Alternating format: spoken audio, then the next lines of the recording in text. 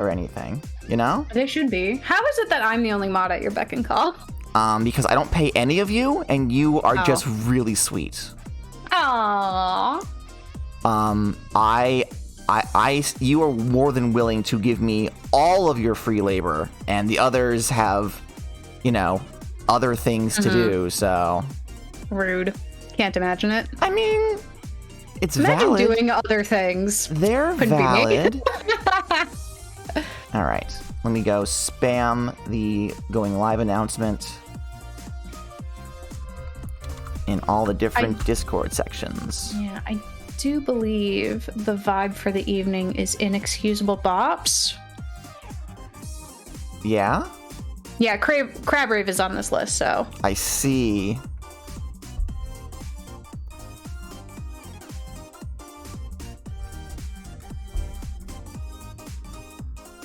So how's everybody else doing? I'm chewing on asparagus. Oh, that's so healthy. Probably not the way it was prepared. I'm doing well. Good. Glad to hear it. There's so much juices on my plate that I just want to I wish I had bread. I wish I had bread that I could just sop up all these juices with. Should have thought of that beforehand.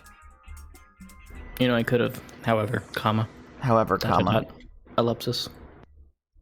You should have made yourself some nice, clean, crisp, toasty garlic bread. Ooh, that does sound good. Some garlic bread to go along with that steak. Yeah. Mwah. You can just rub it in the juice too, so it's garlic bread and steak juicy.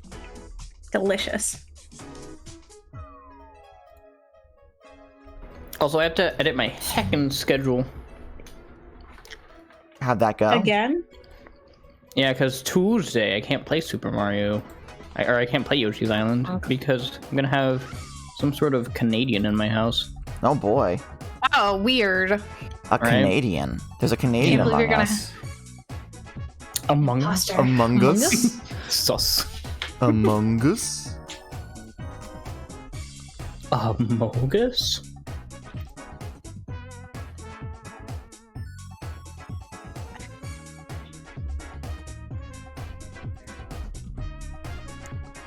Duffy, do you mind if I promote the stream in your Alter Arms server in the self-promotion section? Right ahead. Okay.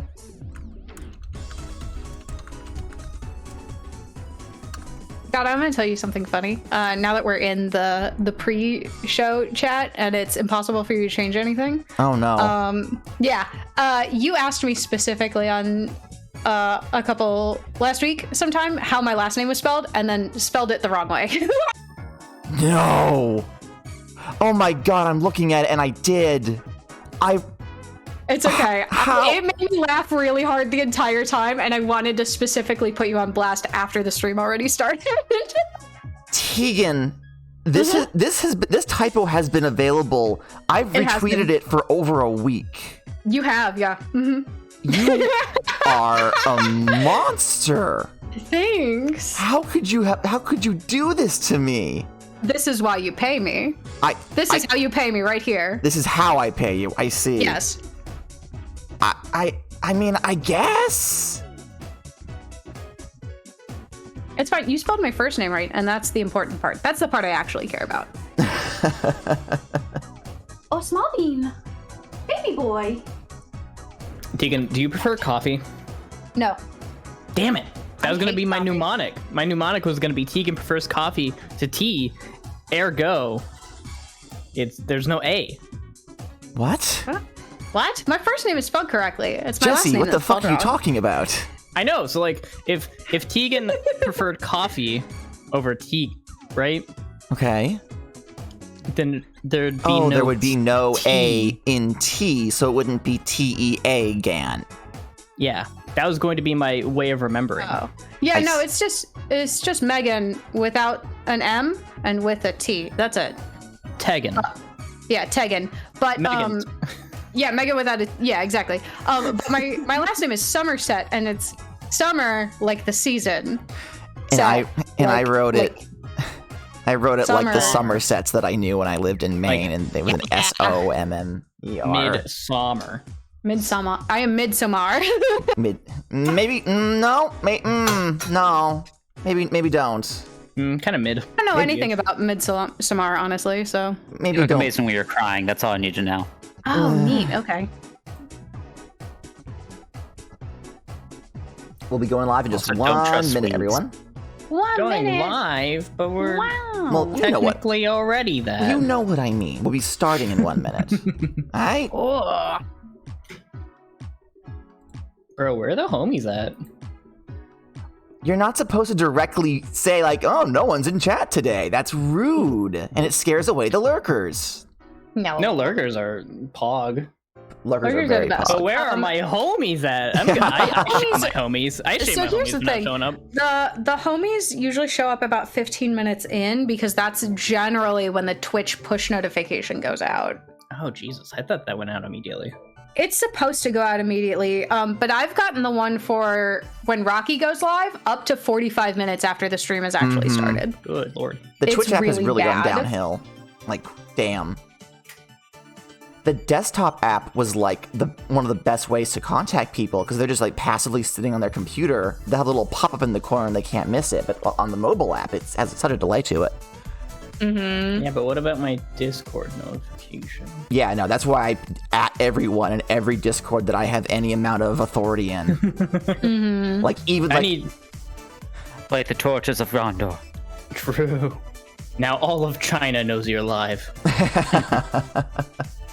See, I have my live notification role, and I feel like I just want to erase You it. didn't post it. Why didn't you post a link to it in the subjects live chat on Raglan's stream or in Raglan's Discord? And also, Raglan, why didn't you post it in the going did. live on yeah, your it's thing? in. It I is been did. going live. Is it? Raglan the last thing Raglan posted and going live was a notification for me. So I didn't need did not to. get a notification. So Do you have the live notification role Do that I I was have just the live complaining about? Probably not. No. See, that's the thing. I want to get rid of it. I want to get rid of it and go back to everyone. Yeah. Just go back to everyone. Just do it. If someone joins your Discord, they've basically given you blanket permission to ping them. And if they don't like it, then I'm sorry, but we're trying to make a goddamn living here. Alrighty then. Are we all ready to go? No, I need to run to the restroom real quick. If you can just give me like 5 more hours, then I'll be Are right you back. kidding? No, I am kidding. Oh my Are you? god. Are you serious right now? Are you? I'm for slash real? J. I'm slash J. The camera like zoomed in on my face to the point where it made my eyes bug out in different directions. I was like, really, you're pulling this shit. Okay. But of course, if we do need a restroom break at any point, you are allowed to ask for one. I'm not going to be a bitch about that. Yay. All right. Simply Alrighty make then. sure your PNG tuber raises their hand. That's not how that works, but okay. All right. Yeah, P. Here we go. Howdy, farmhands. My name is Gata, and welcome to the stream. Today is day 2 of Sonic's birthday spin dash. Spin dash? Spin bash. I made a pun, and I can't even say it right. Sonic's birthday spin bash, and we are playing a one-shot of my TTRPG hack, Chaos and Control. Hacked by, from Lasers and Feelings, or a hack of Lasers and Feelings. So it's a hack of a hack of a hack? It's a hack thrice removed. So there's that. Joining me today, we have Tegan from Impossible Coin. Tegan, say hello, Tegan. Hello, Tegan. Hello. We have Duffy Austin, writer of the Alter Arms game system. Say hello, Duffy. Hi, how you doing? And we have Raglan from Prince Raglan on Twitch. Hi everyone, you can find me at twitch.tv/PrinceRaglan or did at not tell you to say hello. twitter.com/PrinceRaglan. I didn't. I can't do angry face in this, but I did not tell you to say hello. You sit down. Amazing. Furthermore, I like to cook, You and are sometimes now- I post my you are cooking now- pictures on okay. Twitter. They're great. All right, fantastic, wonderful. We are playing Chaos and Control, a hack of Lasers and Feelings. I'm going to very quickly explain the rules before we introduce our characters and get started. Is that okay with everyone? We all good? Yeah, Sounds Sounds good. great. All right, fantastic. So, Lasers and Feelings is a very simple system. It uses D10s, and you only have a single stat. You determine a number between 1 and 9. Actually, hold on a second. I just realized something. Are you able to roll 10s with a D10, or you roll zeros? Roll zeros. No. Oh, that could be a bit of a problem. I'm looking at our dice roller, and I'm now realizing that it's 1 to 10 on this, as opposed to 0 to 9, like it is on actual physical dice. Okay, we just understand that the 10 is a 0. We just understand the 10 is 0. Okay. Yeah, we understand that. We are adults. As long as we're all on the same page, just making sure. But yes, so we pick a number between 1 and 8, and whenever our character performs an action, we ask ourselves if the action is chaos or control. Chaos actions are disorderly, emotional, or dramatic, whereas control actions are orderly, logical, or tactical. We then compare the action we're trying to do with our expertises. We always roll at least 1 d10, and we add a d10 for each of our 2 expertises that apply to the action. If we are rolling for chaos, we want to roll under our number. If we are rolling for control, we want to roll over our number. And the number of successes that land in that range determines how successful the entire action is. It's fairly simple. Sounds a bit more involved than it is. Don't worry about it. Mostly just worry about whether or not you're rolling chaos and control and how many dice you're doing.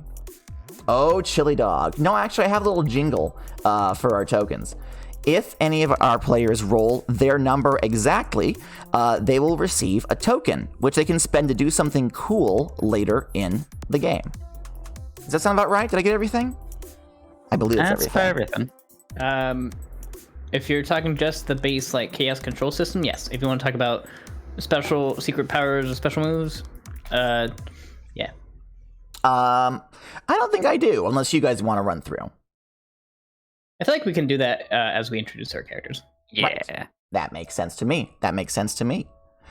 Alrighty then. So, let me ask, what order do I want to go? Someone volunteer to go first to describe their character. Ready? I can go first there. Oh, you're making the new guy do it? Really, you two? Really? Yep. Yeah. 100%. All right, fantastic. We're giving them the privilege of going first. I see. Okay. Just to give a rundown here, I'm playing as Criminy Cricket. I'm a flight type. You want the secret power as well? Yeah. What's your secret power? My secret power is the high frequency chirp. As you can tell by my high falsetto voice, I can let out a high frequency pitch screech that can affect electronics and signals of all sorts. Oh my. You're already in the that's character cool. voice. This is going to change all sorts of accents as we go. Just a Oh, fair warning. absolutely. If you ever seen Indiana Jones, you know how that map has the line going between the different continents. It's like that, but with a voice. That's perfectly fine. Expertise are hairpin turns, and the harder they fall, I'm good for bopping the big guys. If you see my little character avatar there, I got big boxing gloves. That's my gear. And my special move is living ballistic. I like to fly fast and punch things, much like a bug going through a car's windshield on the highway, only with more luck. Right. You actually go through the windshield. If all things go according to plan. If all things go according to plan. Perfect. All right. And it's Criminy, you said? Criminy. Criminy. I am going to call him Criminy at least once, without meaning to. So just yell at me when I do. Yeah, no worries. It was intended to be a Jiminy Cricket joke. I love it. I get it. I love it. All right, Tegan, I'm going to call you out next. Introduce us to rude. your character. Sure. Hi. I'm Pepper the Squirrel. High five. Pepper the Squirrel. Yeah. Pepper the Squirrel is a speed type character, so she's always zipping about doing what we do. Not necessarily keeping track of what we're doing, but we sure are doing it. Her secret power is hiding objects. If you give me an object, I am more likely to stash it away somewhere for future use. Will I be able to find it again? That's a completely different question. It's hidden well. That's all we know. It's hidden so well, even I may have problems finding it. Right. But she's a nice little perky type. Did you want to tell the audience what you have for your secret power or your special move? My special move? Yeah. My special move is I have the power of God, and this gun I found. Where did I get the gun, though? I probably stashed it away somewhere, forgot about it, and just pulled it out of nowhere. Damn, all right. How did we allow HR to approve this? Maybe they just forgot. The squirrel is packing heat. I'm sure that won't cause any shenanigans. Of course not. That's a musket. How long has that thing been buried? Who knows? Like a week. Maybe. She's got a big tail. Don't ask how that works, but it's long enough to conceal a musket, maybe? Yeah, It's a big, nice, fluffy squirrel tail, as one would expect of a big cartoon anime squirrel. Right. All right. Raglan, can you introduce us to your character? No. Just kidding. Ha! My name is Russell the Crow. I'm actually a chinchilla, not a crow at all. The crow is actually a title, because my character is an actor who is famous in the Studiopolis zone, which is the Hollywood of Sonic. Russell is a power type, and his secret power is body mold, where basically he can rearrange the fat and muscle in his body to change body types. I have expertise in acting and eating. And my special move is devour the scenery. It's like eating the scenery in a play, but instead I devour it, literally. And I just sort of eat everything around me. My gear is a sentient being. Their name is Charlie Horse. He's my personal assistant. I found him destitute and alone in the Studiopolis zone and took him under my figurative wing because I'm not a crow, and he is now my personal assistant, and I treat him as sort of like a little brother. Aww. But also my personal assistant. But also your personal assistant, yes, naturally.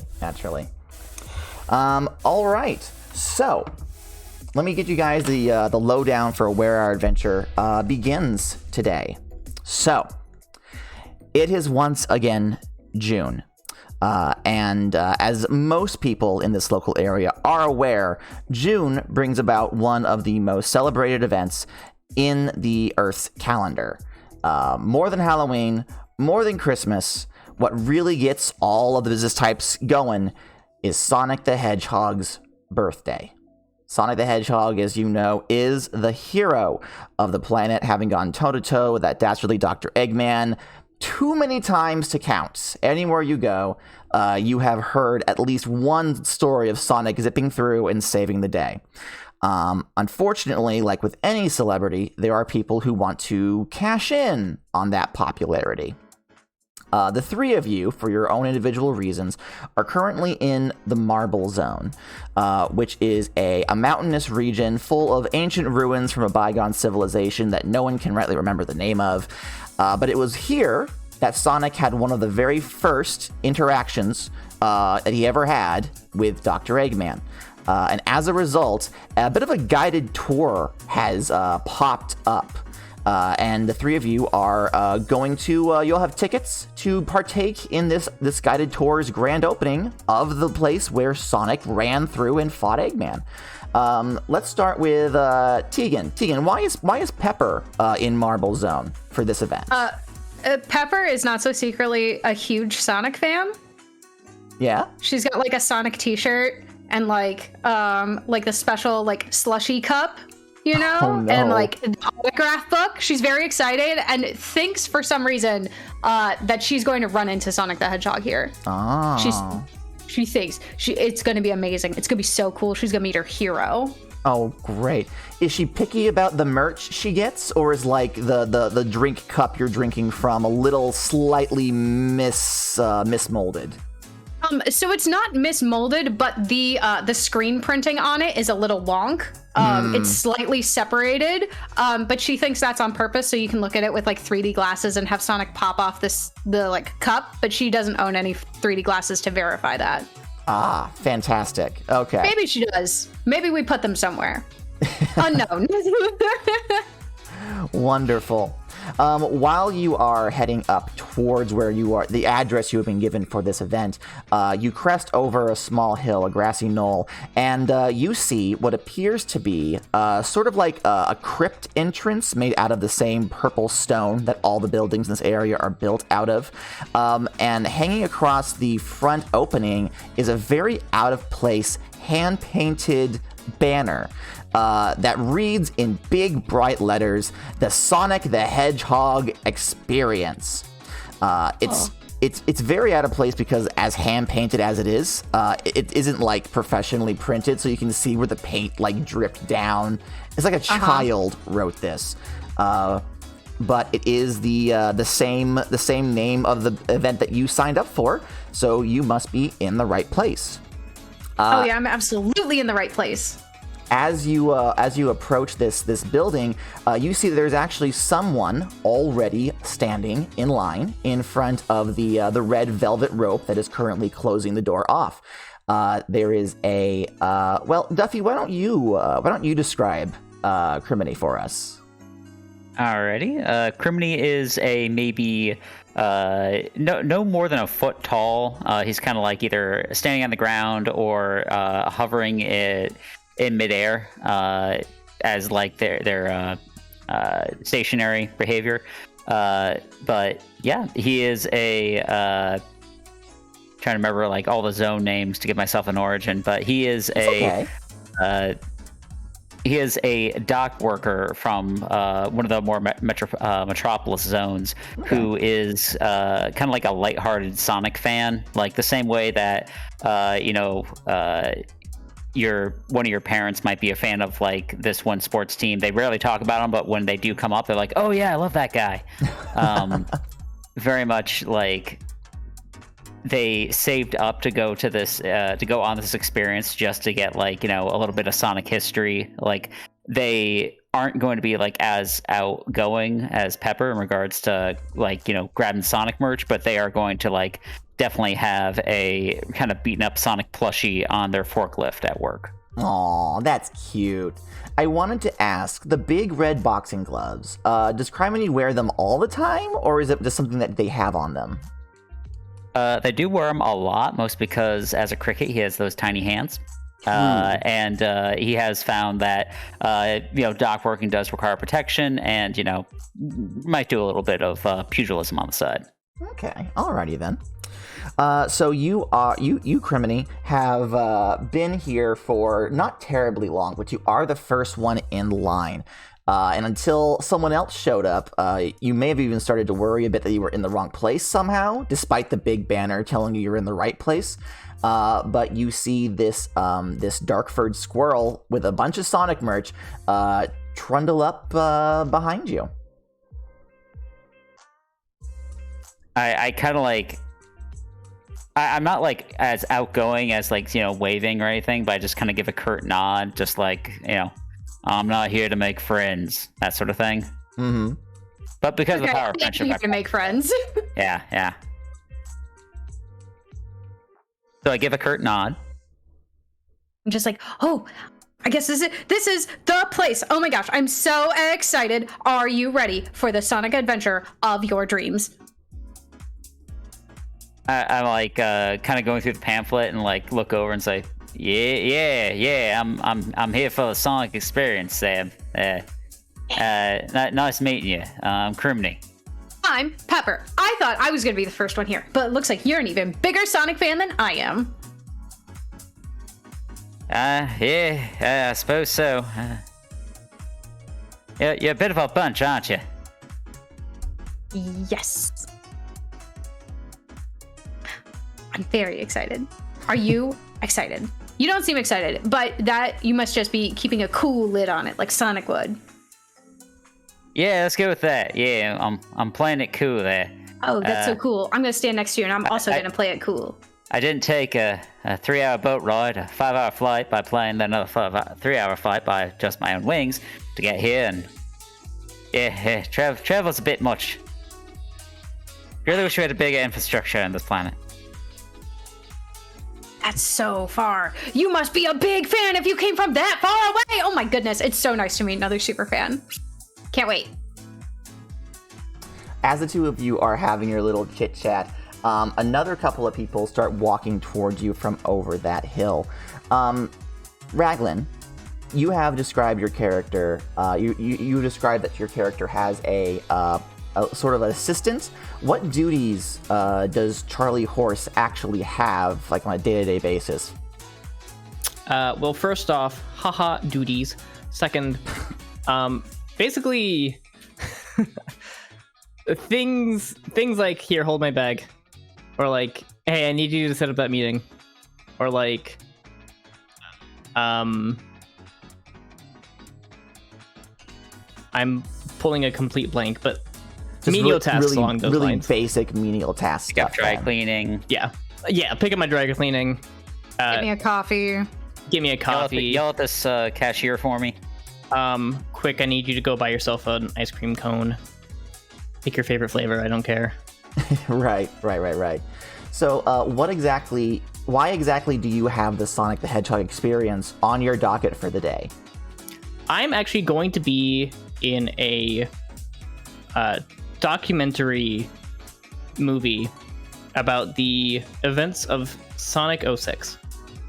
Okay. I auditioned for the role of Knuckles. I was typecast as Silver just because of my fur, which is a whole thing that I'm fuming about on the inside, but I'm here to get experience getting in the mindset of just what I'm basically on a tour going around the world, seeing these different locations and seeing what it must have been like to be any of the major players in Sonic 06. So I'm on this tour specifically just getting Sonic's mindset so that I can view Sonic from Silver's perspective, if that makes sense. That does make sense. So this is more of a business trip for you then? Yes. Okay. Charlie is ecstatic. Charlie's a super fan. Oh yeah, no, Charlie is absolutely like losing his shit. Ever since you got the role, like he was excited when you applied, but when you actually got the role as Silver, he is just like more star eyes for you than normal.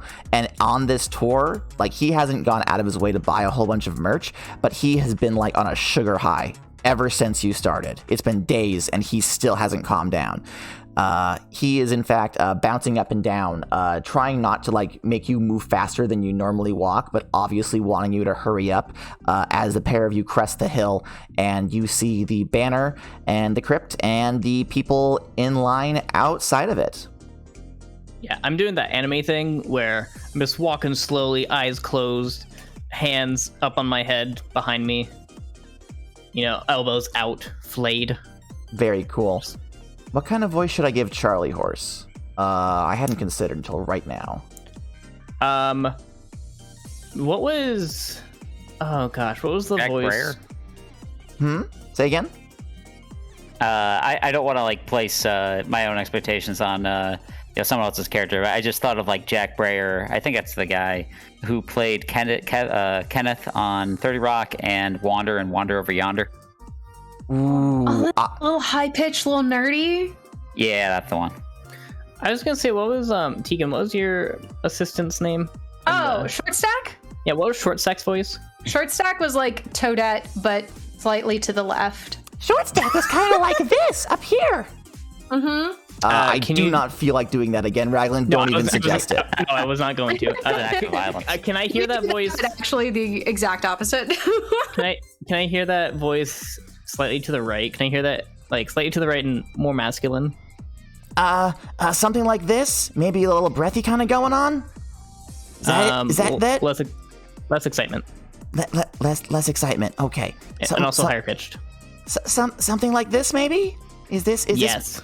This is more along the lines. Okay. Yeah, I can do that. And then Winnie every once in a while. No. Beautiful. That felt weird and wrong. I don't like that. Just say the word Winnie. That makes it funnier. Just say nay. Ribbit. Nay. Anyway. Yeehaw, if you will. No, I'm good. So yeah, Charlie Horse also has the identical pamphlet to Criminy, and he's read it front and back multiple times, but he pulls it out and he like holds it aloft as though it's his lucky ticket, and he goes, "We're here! We're finally here! Oh my gosh, I'm so excited! We're gonna see everywhere that Sonic went! Ah!" Yeah, but still miffed about the plane ride. Can't believe they gave us sparkling water, not club soda. What was that about? Ugh. I'm like, Crimony's still looking for a place to fill his canteen from when the on-wing portion of his flight over here.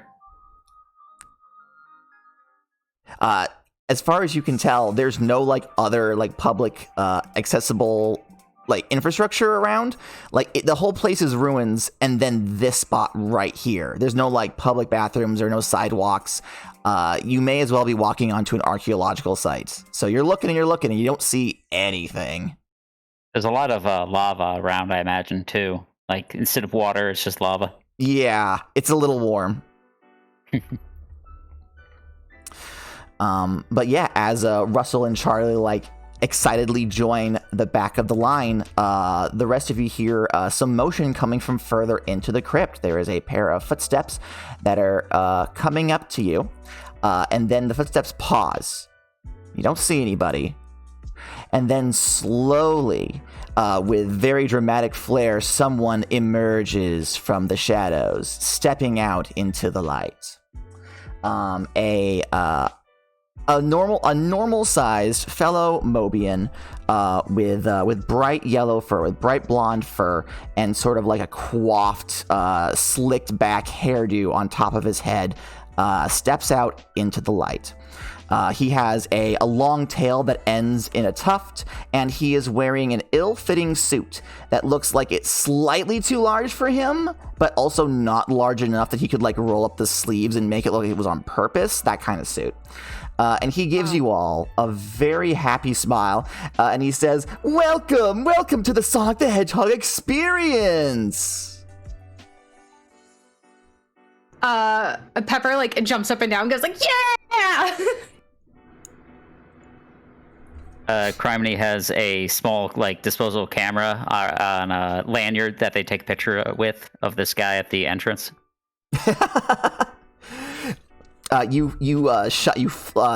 Take a picture. Is your flash on? Flash is on, definitely. Yeah, you flash this guy in the face. He goes, "Oh God!" and like immediately like covers his eyes. He goes, "Oh, good sir, I was just in the dark. I will ask you to hold your flash photography," like blinking away the spots in his eyes. He goes, "Oh, gravy." I don't say anything. Instead, I just kind of like wind the camera to the next shot. He says, I am Jacob Jollywog the Gerbil, and I will be your tour guide for today's Sonic the Hedgehog experience! As though he hadn't just said the title of the event like a second ago. Pepper cheers again. I'm gonna sigh and just be like, yeah, how long is this gonna take, by the way? Jacob looks around Criminy, Pepper, and Charlie to like the one grump in the line, and he says, "Not to worry, good sir. Once you're in, you won't want to leave. We have so many good information and displays about Sonic's adventures through the Marble Zone. But if you simply want to come in, take a peek, and then leave, our gift shop only takes 20 minutes to traverse." 20 minutes in the gift shop? Oh, at minimum. Pepper's like vibrating in place. I'm checking, Crimony's checking his pockets to see if he has any rings he can get pressed in one of those commemorative machines to make the patterns. Love that. I mean, you all definitely brought spending money. Like, no one goes to a museum expecting to spend a little something on something, you know? Mm-hmm. Worst case scenario, there are rings just randomly floating about. You could probably grab one of those and call it a day. But Jacob takes the velvet rope and he pulls it back and he says, by all means, come on in and enjoy the Sonic the Hedgehog experience! Woo!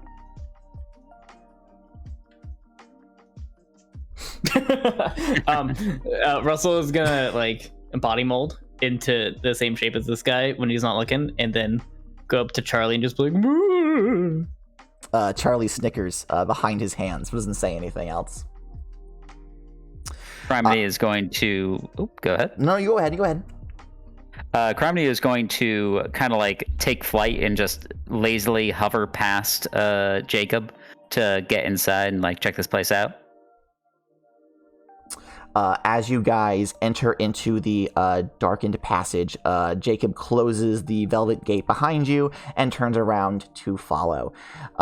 You walk through this darkened hallway, and you hear Jacob's voice behind you and say, as you may know, Sonic the Hedgehog came through these lands years ago chasing after the dastardly Dr. Eggman, and we here have taken the route that he took and turned it into an interactive experience so you can experience the adventure as though you were Sonic yourself.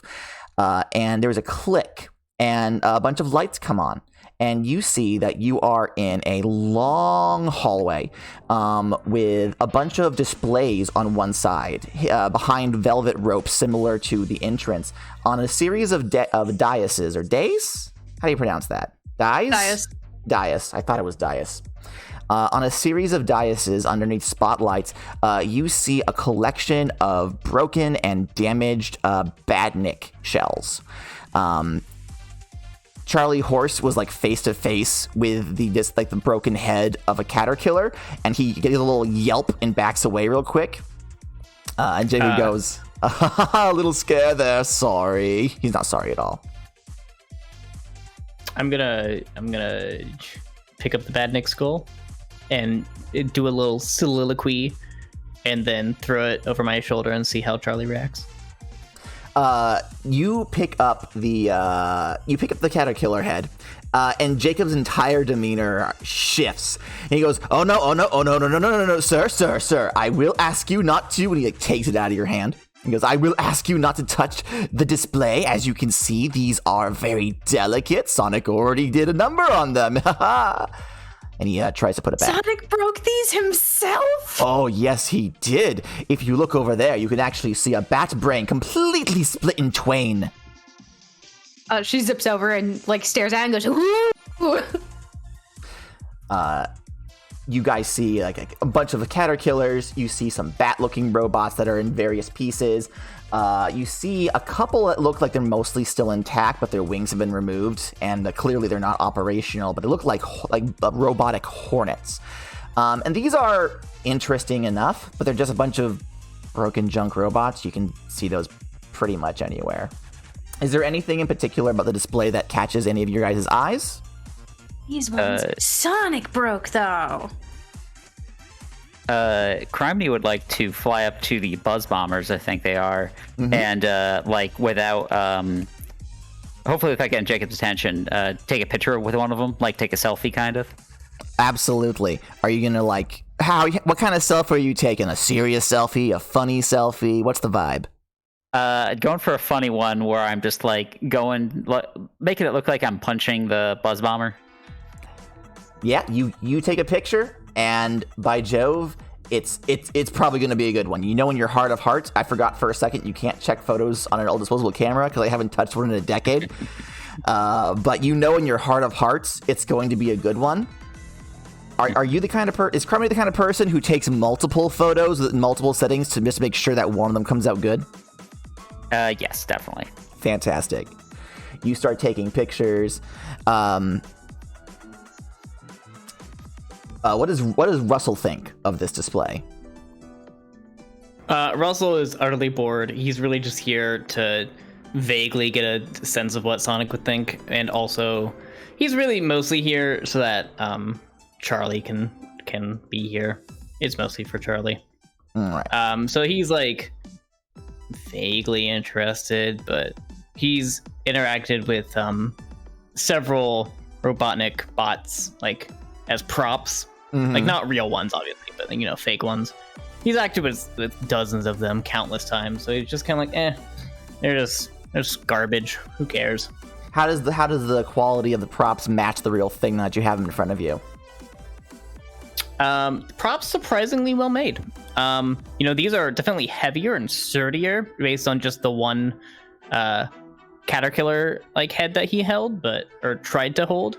But you know, they do some good work in Studiopolis. Like, props. He'll have to props. He'll have to give props kudos to the props department. Yeah, exactly. I'll have to give kudos to the props department when I get back. As you guys are looking at this display, Jacob is like patiently smiling and waiting for you to like get your fill. You know, this is the interactive part. But he does gently place a caterpillar back on the dais, and then he turns away. Since you guys are looking at the other robots, Russell, you specifically would notice that as he puts the caterpillar down, the round shape of the caterpillar's head, it stays in place for a moment, and then it's like something very gently pushed it, and it does roll and fall off the dice quietly. Jacob doesn't notice anything, but you do.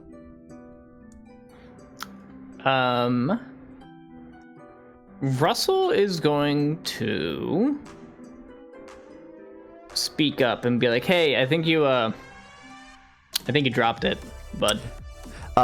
Jacob turns around and goes, "Oh," and he looks down and goes, "Oh, so I did, goodness me." And he gently picks it up and says, "I believe I'll have to invest in a glass case for this little guy." And he puts it back and he waits and he looks at it. He goes, "Okay, it's not going to fall over, we're good." And he heads towards the other end of the hallway. He says, "All right, everyone, follow me through here, and we shall look at some of the dastardly traps that Sonic deftly avoided during his adventure through the Marble Zone." Pepper has been zipping back and forth between the different things, like really absorbing everything about this. Like, and this is the one that he killed in this level, and this is the one that he killed in this one, and this is the one that he killed after he dropped over the thing. Oh, there's gonna be traps! And then she like zips to the front, like, I can't wait. As Jacob opens the door for you all to travel through, the camera kind of pauses over all your shoulders to look back at the daises, and specifically the caterpillar, which is now moving in earnest as something seems to be vibrating the dais it is standing on, causing it to roll once again and fall off. But that's out of camera. That has nothing to do with you guys. Jacob leads you guys through another purple stone hallway, and you see more of the internal architecture. You see various stone columns holding up the ceiling. You see various metal bars that look like jail bars in like windows that lead to nowhere. It's a very odd structural integrity to these catacombs, but this is the planet Mobius. You're kind of used to just random shit just being in places. As you were this seems fine. Romney tried to go to a bathroom once, and there was one of those pylons with the spinny bit with the star on top for a checkpoint, like in the middle of the hall. It was very uncomfortable getting in and out of that place. Also very unfortunate considering it was a bathroom and you're not sure where you're going to get in. And like, why is there a respawn point there? What is it about this bathroom that requires a respawn point? Someone had a very bad Taco Bell experience, and one just kind of grew there knowing it was required. This really raises a lot of questions about the nature of this planet. Yes. The quality of the Taco Bell here. I'm trying to think of like a Sonic pun that we can rename for like an in-universe Taco Bell, but I got nothing. Ah, well. So yes, Jacob is continuing to talk as he goes along, mostly just random bits. Criminy, what information exactly are you hoping to learn from this tour guide? And are you the kind of person who would like ask for it?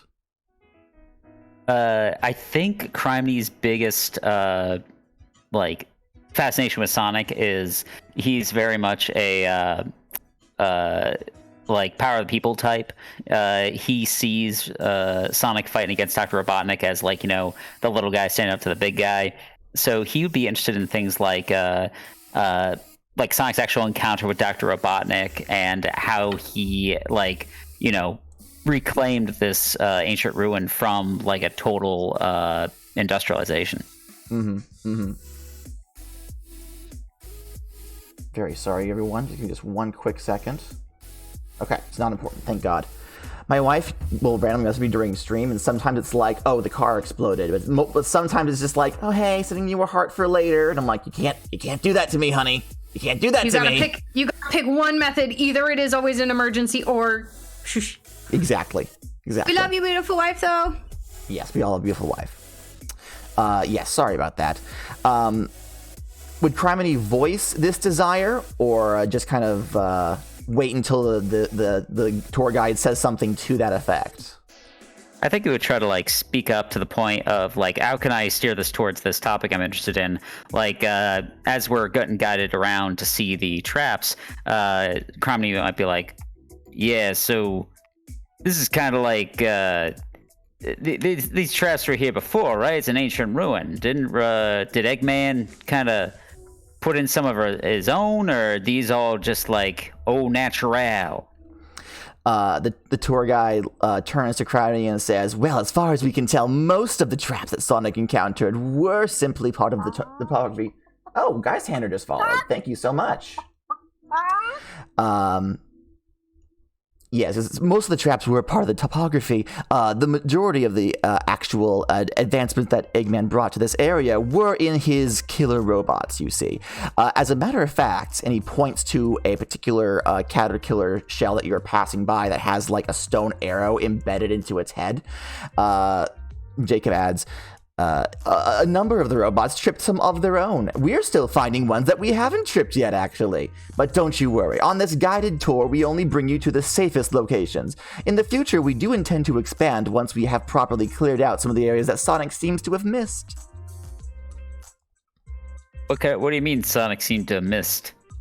I thought Sonic kind of like went through here altogether, like, and kind of, took this place apart. What would he have missed? Oh, well, you see, and he turns to you because you're like really invested in this clearly. He's like, well, you see, when Sonic traveled through this area, actually through most of the areas in his very first documented interaction with Dr. Eggman, he was primarily focused on chasing the Doctor himself down. He didn't stay in one place too terribly long, and once he cleared out the robots, there wasn't much reason for him to stick around in these old ruins.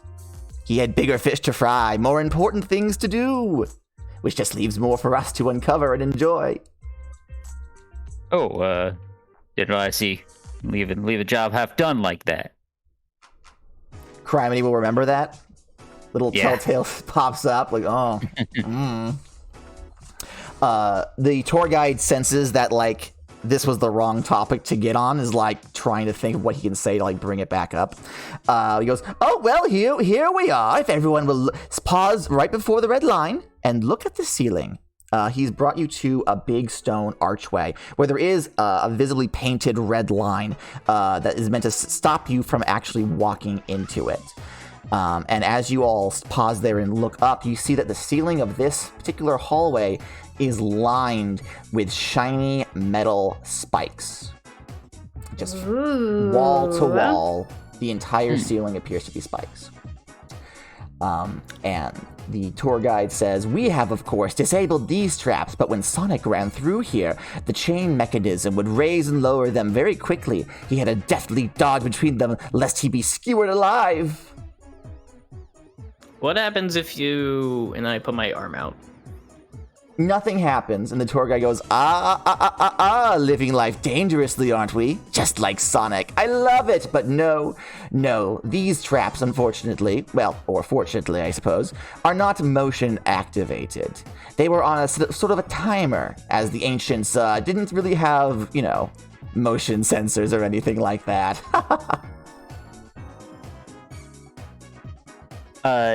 When you said that there was the, I think it was a buzz bomber that had the arrow in it, are there any like trapped in the spikes as well, or these weren't activated? You said there are no robots stuck in these spikes in particular. They actually look a little too shiny and clean to be part of the ancient ruins. They stick kind of like a sore thumb. I fly up on the Z-axis or whatever, but don't get past the red line just to investigate further. Yeah, no. You can go about another head or so higher than where everyone else is currently able to see from. What exactly would you like to glean from inspecting these?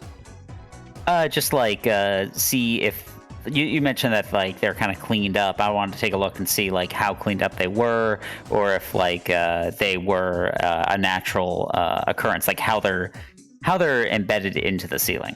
Okay, and I think that's actually going to be our first roll of the night. So let me press a button, and whoop. As the audience can see, we have a little dice roller thingamajobber, and everyone has a little monitor with their number next to it. Duffy's number is 7. So, Duffy, do you imagine that this action is rolling for chaos or rolling for control? Probably for control. Okay. That means you have to get a 7 or more. What are your expertises, and do either of them apply to this action?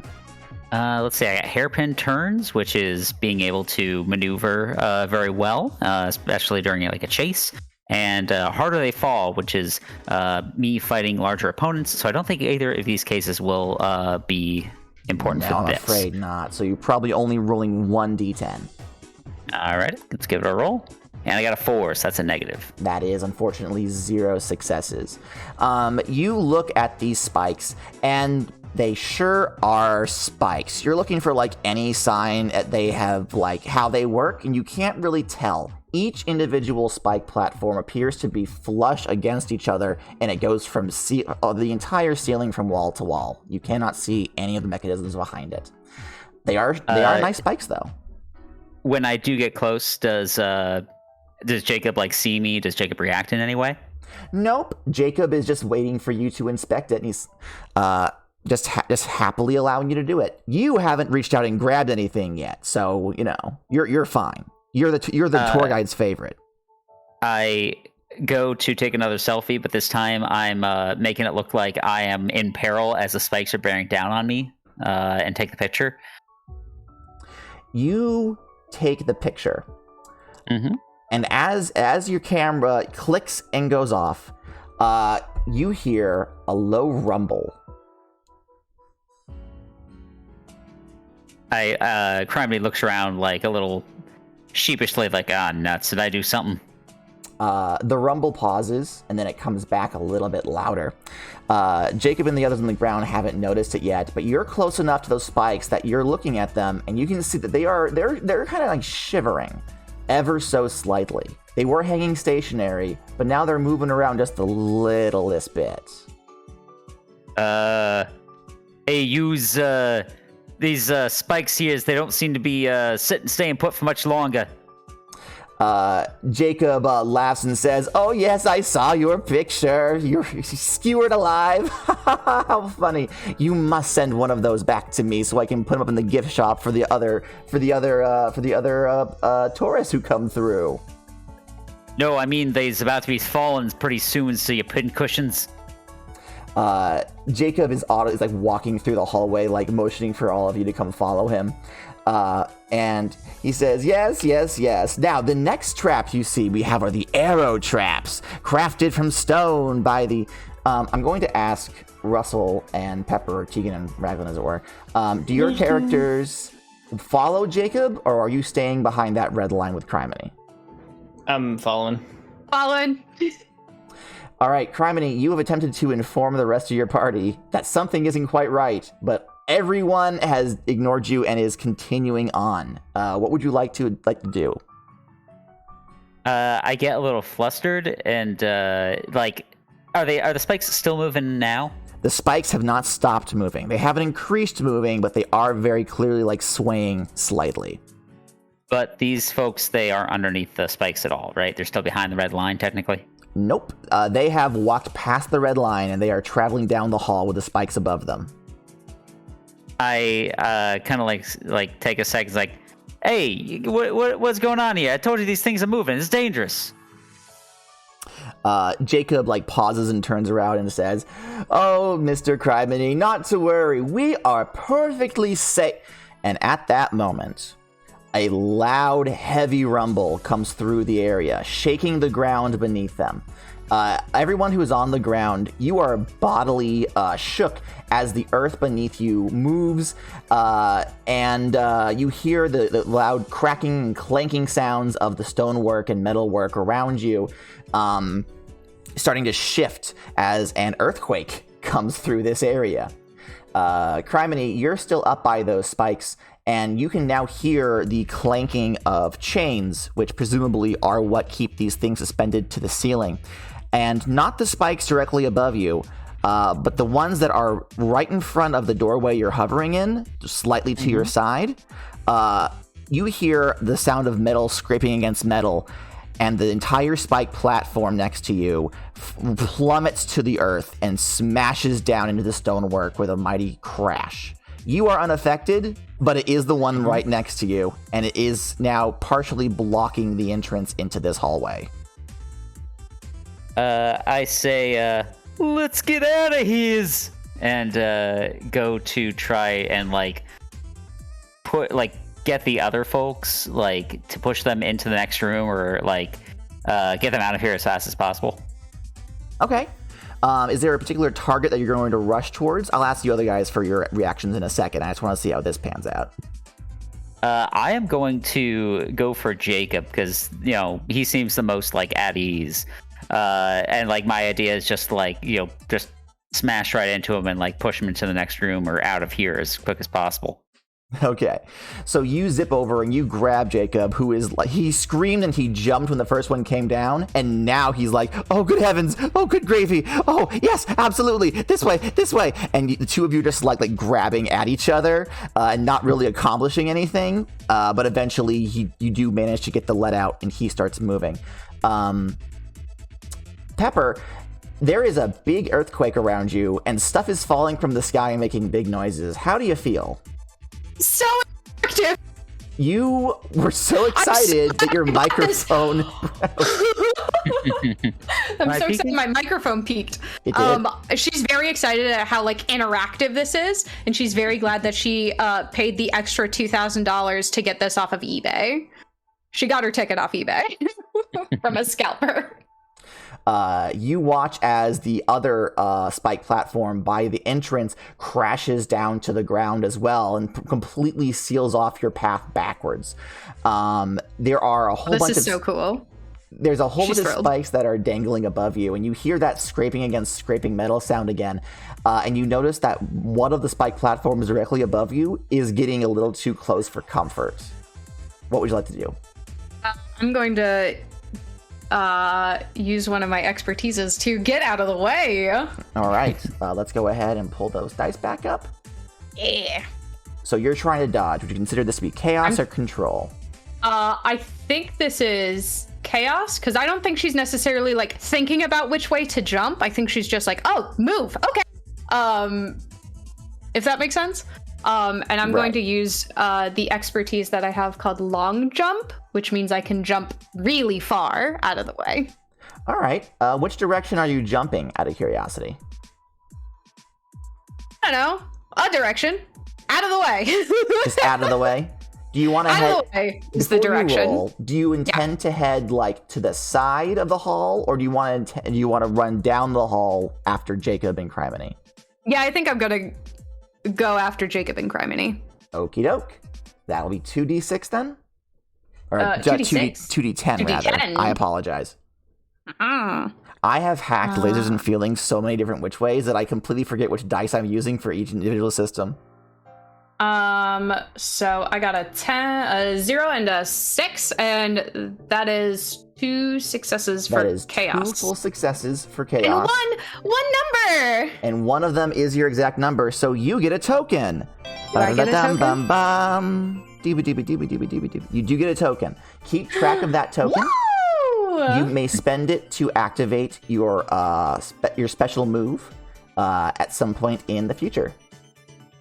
Awesome. All right. So with 2 full successes, the spikes start coming down towards you, and you, without even thinking of it, you go down into your little squirrel crouch, and you boing, and you spring forward. Jacob and Criminy are like running down the hallways, not really getting very far because they're like grabbing at each other, and you just neum by them like you're sliding on butter. You just go zoop and zip. Zoop, zoop. And you make it to the end of the hallway long before they do.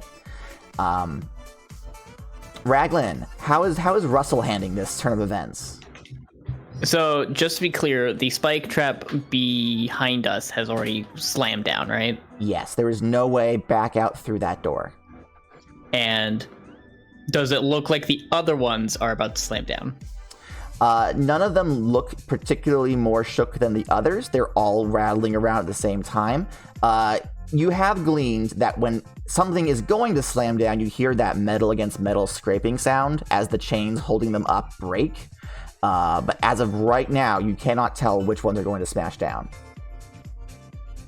Do I hear the metal on metal sound? Not yet, no. I'm gonna pat Charlie on the back and tell him to hurry along with the others, and then I'm just gonna walk forward. At just like a normal pace? Yeah. Okay. So, Too cool for this. You're too cool for this.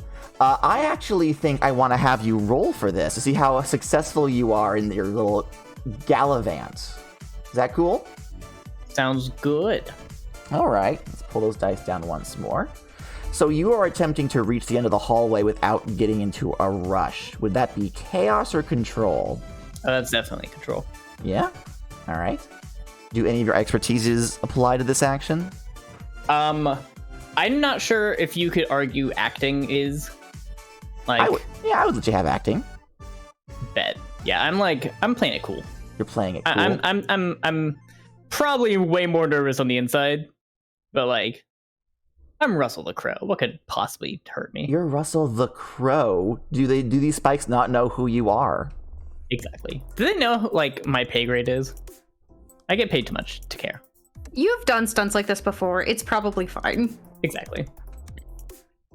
Like, I want it to be Knuckles because I look up to Knuckles because he is also a power type and he's like the I'm just gonna punch it kind of guy. Mm-hmm.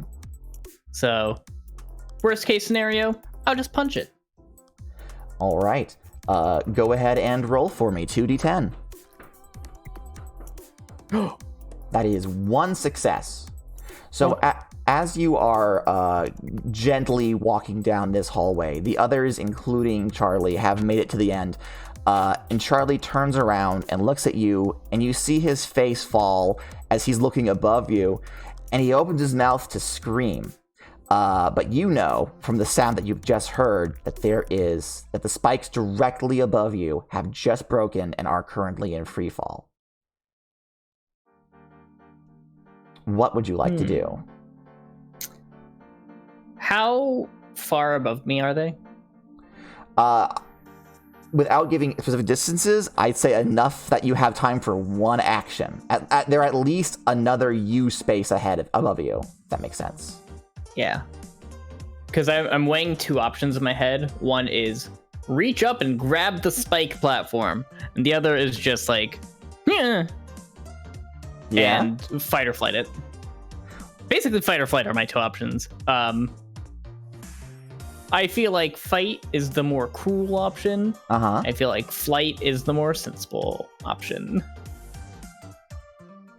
Are you here to do the sensible thing, Raglan? I don't know. I'm gonna roll a d4. If it's okay. 1 or 2, if it's 1 or 2, I'll reach up. It's 3. Okay, so I'm gonna electricity is gonna jolt through my body and tense up my muscles, and I'm gonna jump forward. I'm gonna leap forward out of the way. Okay, yeah. You absolutely do that. Your power runs through you, and you very deftly, almost like just hop out of the way. And the platform smashes into the ground behind you. You can hear the sound of the stone cracking as these sharp points spear through it. But you are Russell the Crow, and you're standing there like nothing ever happened, like a cool guys don't look at explosions kind of moment. And Charlie looks overjoyed, and you walk the rest of the way completely unimpeded. As you all regroup at the end of this hallway, the remaining platforms all kind of break at once. You hear multiple of those gross snapping metal sounds, and every single platform in this hallway goes bam, bam, bam, bam.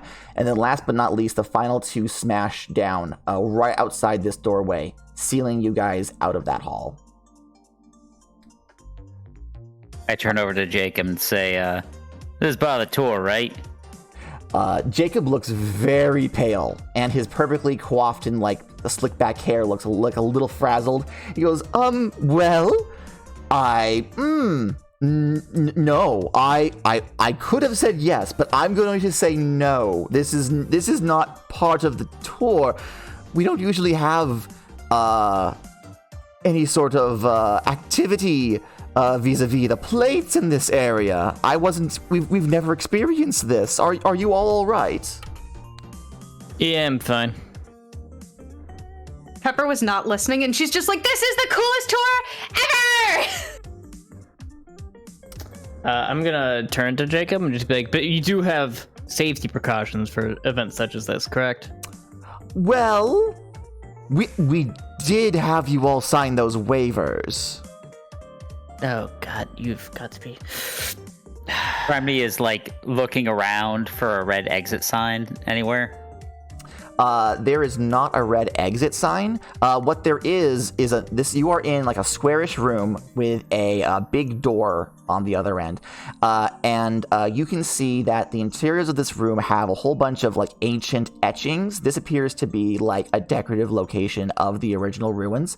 And they've hung up over these golden etchings just a bunch more of those hand-painted banners with like Sonic fun facts, and it's just like stuff like Sonic can roll into a ball, Sonic can do the spin dash and cut through robots. It's like the most basic information that anyone could possibly know about Sonic. Sonic is this specific shade of blue. Pepper is reading all of those banners, just like, yeah, he is that shade of blue. Criminy looks over to Jacob and is like, we get out of here. I hate to do this to you, but I gotta report you to OSHA. Oh no, not OSHA. Oh god, not OSHA. Oh god, not OSHA. I mean, the Eggman guy, he's already got the trouble with, everything's basically a theme park with that guy with, no handrails and nothing, but this is awful. You could have taken some of the stuff out of something. I haven't seen one bathroom since we got here. That actually is a very interesting thought process. Like, from a meta sense, how have the local laws around theme park safety changed since Eggman started trying to take over the world? Like, either they've gotten significantly harsher or significantly more lax. Like, would they be changed in retaliation against Eggman to make sure that his theme parks were even less compliant with local laws? Right. Or would local businesses be like, well, Eggman made a theme park in space, so mine's probably fine. It could go either way. Fascinating. Jacob goes both ways simultaneously. That's the problem. True. Jacob is sweating, imagining what the ocean ninjas will do to him when they catch wind of his illicit deals. But Charlie is like over by you, Russell, and he's like looking you over, like trying not to hover, but he's very visibly worried for you. And he goes, "Are you okay, boss? Are you gonna be all right?" I'm gonna body mold into the shape of Sonic, and just be like, this is way too easy. Piece of cake. Are you able to change your color as well? No, so you're like a gray Sonic. Yeah, Gronic, if you will. Gronic, hate that. Jacob says, well, let's not be hasty. We can still have a fun time. This minor mishap doesn't need to ruin your adventure through the marble zone, he says with less confidence than he used to. He says, right through this door, we actually have our lava river viewing platform. It's perfectly safe. It's in a secure, separate area. You look through some very thick glass at all of the platforms and whatnot that Sonic traveled through when he was in this area. That's fun, right? Pepper's already in the room. Criminy looks at him and is like, well, all right, but if another one of these death traps you tell me is safe is going to be not safe, I'm going to be very upset with you. And then, like, hovers over to the viewing area. You guys look through the doorway that Pepper has flung open, and you immediately see that the very safe safety glass has a stone column crashed right through it, and it has completely covered the exit out of this viewing platform. Didn't even get 5 seconds. Jacob slowly looks at you and says, I don't suppose a discount at the gift shop would change your mind. I say, yeah, right. I'm gonna get that plushie. Sorry. You know, so long as nothing like else catastrophically awful happens, I like, you know, if in character, I wouldn't shout this out, but you know, just like, oh boy, hope nothing else terrible happens, especially with those crossbows hidden in the wall or anything like that. Right. Okay, just making sure everything's all right. Yes. So Jacob says, well, maybe a 50% discount. It does appear, and he gestures towards the column that is smashed into the door, that our exit from this viewing platform is not available. I don't suppose any of you are able to, like, dig tunnels or have super strength, anything like that? Can I climb onto the pillar? Yes, you absolutely can. What are you trying to attempt? So it fell over, like, through the lava, right? It fell over. So the column fell from the opposite side of the lava river. This viewing platform is like you're watching the lava river as it floats past you. So from like the opposite bank, this column fell over, crashing through the protective glass, and then and crash onto the doorway out. Yeah, it's a bridge. Yeah, it could very much be a bridge. Yeah, I'm absolutely gonna bridge it. So you just hop on the column and immediately go. And I'm just gonna scamper across the column. I love the way you phrase that. I'm just gonna bridge it. You're gonna bridge it. Jacob goes, "Oh wait, do it. but Super easy. Oh, okay." Yeah, you hop up on that column and you look out over. This column has bridged over the lava river, and you can, if you kind of twist your head, you can see that on a ways down, if you were to like go across the river, follow the bank, and then cross the river again, you could get yourself back into like the tunnel system that this tour guide has been leading you through. But there is no obvious way to get across from the other side. If that makes sense. Yeah, that makes sense. I'm gonna relay that information poorly. I'm gonna be like, okay, so all we gotta do, we just gotta go down here and then go down that way and then go around. But I don't know how to get back over. But like, we can do it. It'll be like no problem. We'd be just like Sonic. This is the best tour I've ever been on. Primely looks around for any conspicuous red springs that might be available. Or speed boosts. Smart. Like a speed boost. I'm trying to remember if there were speed boosts in the first Sonic game. I don't think there were. I think it was 3D. We got the speed boosts, but the springs were as early as 1. I want to say there was speed boosts in C. Well, you know what? They might have put springs like on the walls to spring you forward. I think that was in 1. Or was that only in 2? I don't remember. It's been a while. I haven't played Sonic Origins. But yeah, no. I'm watching gameplay right now, so I'll let you You're know. watching gameplay right now. Okay, our eye in the sky. You'll have to relay to us the information. The method actor is looking back on his research for the role. True. But yes, you will look around for some red springs. You do see that there is a red spring, but it is so from the viewing platform. There's the column that leads to the opposite bank. Mm-hmm. There is a red spring attached to the wall, but it appears to just launch you out into the lava. So it's not ideal. But if you wanted to try to like reclaim it, you definitely could probably use it for something. I definitely want to try to steal that thing. All right. I think that Criminy would not be careful about this. Part of it mostly is just like, I bet Sonic jumped on that at some point. So like take a bit of memorabilia. Oh, okay. I'd like to roll chaos on this. Sure thing. And let's see, I don't get anything about tearing stuff off of walls, so it's just gonna be 1d10. Just 1d10? And you want to roll a 7 or under? Alright, I got a 6. Fantastic.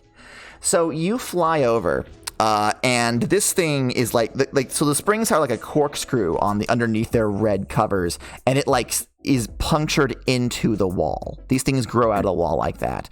How do you intend to like rip it out? First I'm very like investigatory. I just like go up to it and like try to poke it, see what happens. And when I do, I immediately just go like flying backwards, and readjust myself. And then I kind of, as I collect myself, I get a little huff. Go at it in a huff, and I then go behind the spring itself and start punching at the wall behind it until finally I've broken off enough of the stonework that I'm just like grabbing the metal part and like bracing my feet against the wall as I pull up like I'm uprooting some sort of very stubborn turnip. You manage to get a grasp, and you manage to put your legs in a certain position that you are able to pull at this thing like a very stubborn piece of vegetable. And eventually it does come loose, and you go flying backwards through the air. You do a little arc over the lava river, and you land back into the viewing platform with a little oof. But you now have a very large spring held by the metal bit in your hand. I look at Jacob and say, yeah, I kind of thought that the don't touch stuff decree went out the window there when stuff started trying to kill us. Well, I would rather you not destroy this ancient ruins, but needs must. What did you plan on using that for? You have a plan for getting us back to safety? I look at him for a second, like thinking, like, I'm gonna keep this though after though, you know. Oh well, all right. It's evidence. Don't like that. Don't like that at all. I'm already thinking about how I'm gonna keep this like hung on my wall at home. Just don't put it on the opposite wall of anything like your china closet, because someone will touch it and then be ricocheted right into the fine dining experience. It's gonna have a large clearance away from anything, mostly because if like someone's just like not paying attention and like bumps their shoulder into it, they're gonna get blasted across the room like some sort of air cannon. Amazing. Alternatively, you could have it a little hatch underneath your front door for Jehovah's Witnesses. Just pull the lever and there they go.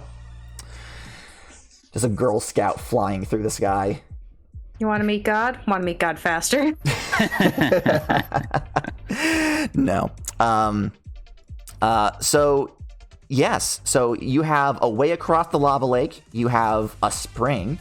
What is Russell doing right now? Russell's watching gameplay of Marvel Zone 1 through 3. But Russell pulls out his smartphone. Yeah. And types in Doesn't Sonic 1 Let's somehow. Play. Pulls out, just asks Charlie for, the script. Actually, you know what? I'm gonna ask Charlie for the script. Yeah? And see if it says anything about. Well, no, because this is about Sonic 06. It wouldn't have anything about Marvel Zone. It could be a flashback to Sonic Goes to Marvel Zone, while like one of those written in scenes, to like True. To the movie.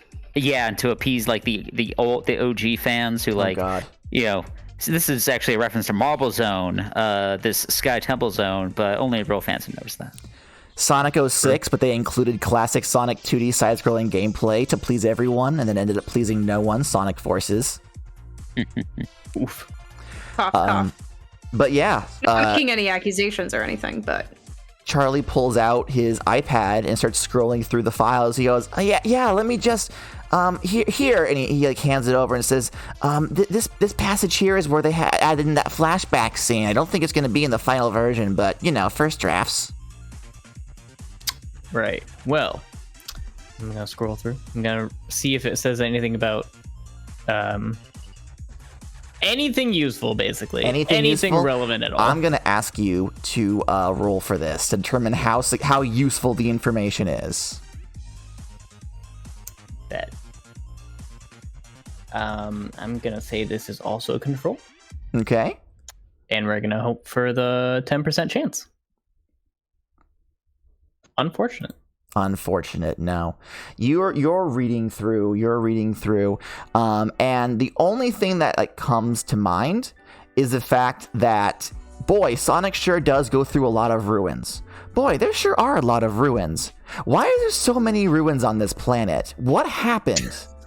Why do we have so many of these obvious archaeological sites with mysterious past, and you get stuck in this tangent in your mind and are unable to glean anything useful? Over the course, existential crisis.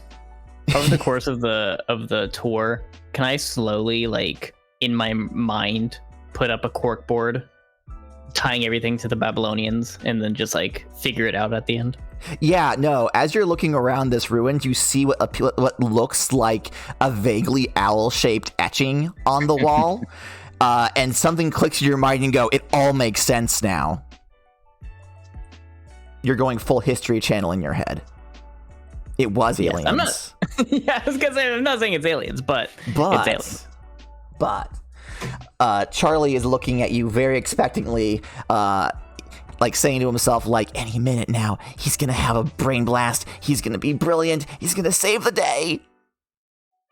I'm gonna be yeah, let's follow the squirrel. Oh, when he deflates a little bit. Jacob, I'm gonna look at Charlie, and I'm gonna be look, sometimes you gotta know when to rely on people who are better than you. Charlie slowly turns his head to look directly at Pepper. What's Pepper doing at the moment? Pepper, she climbed up onto the thing, she explained everything poorly, and she's kind of doing that thing that squirrels sometimes do where they climb around stuff, in circles around a tree trunk. But around the column that is she's suspended chasing over her tail lava. around the column. What is that? What is that dark shadow that keeps moving? What is it? Charlie turns and looks back to Russell and says, okay, I guess. You'll learn I haven't fallen in the lava yet, so I'm doing something right. Jacob slowly crawls up onto the column and moves past the squirrel onto the platform, the bank on the opposite side of the lava river. He has untied his tie and he is waving a hand in front of his face. He's like, "Oh, it's so hot. Why is it so hot? I mean, I know why it's so hot logically, but why does it have to be so hot?" Pepper is slurping out of her cup, and she's like, "Oh, thirsty?" He looks at your slightly misprinted Sonic the Hedgehog slushy cup and goes, "I think I'll pass, actually." She shrugs. Your loss. Hedgehog flavored. It's what flavored? It's hedgehog flavored. It's Sonic's signature flavor. Chili dogs with extra mustard.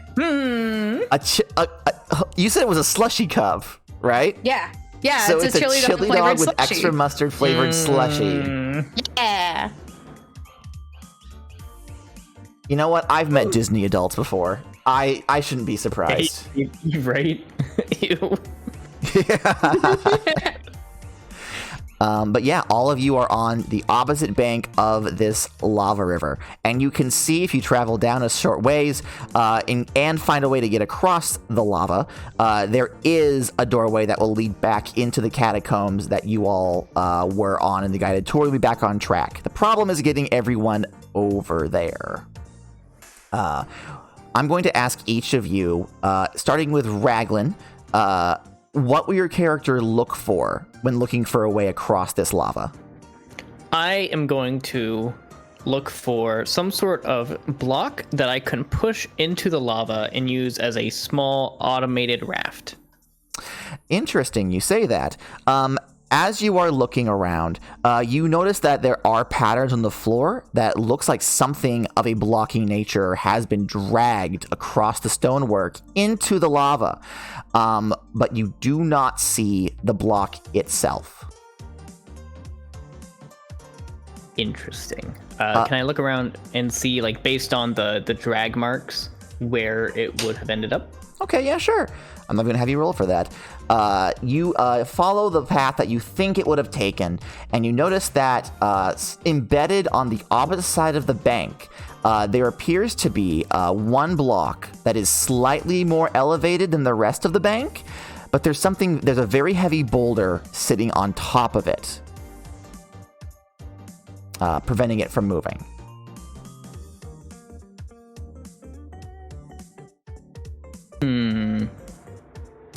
While you're thinking about that, Duffy, what would Criminy be looking for?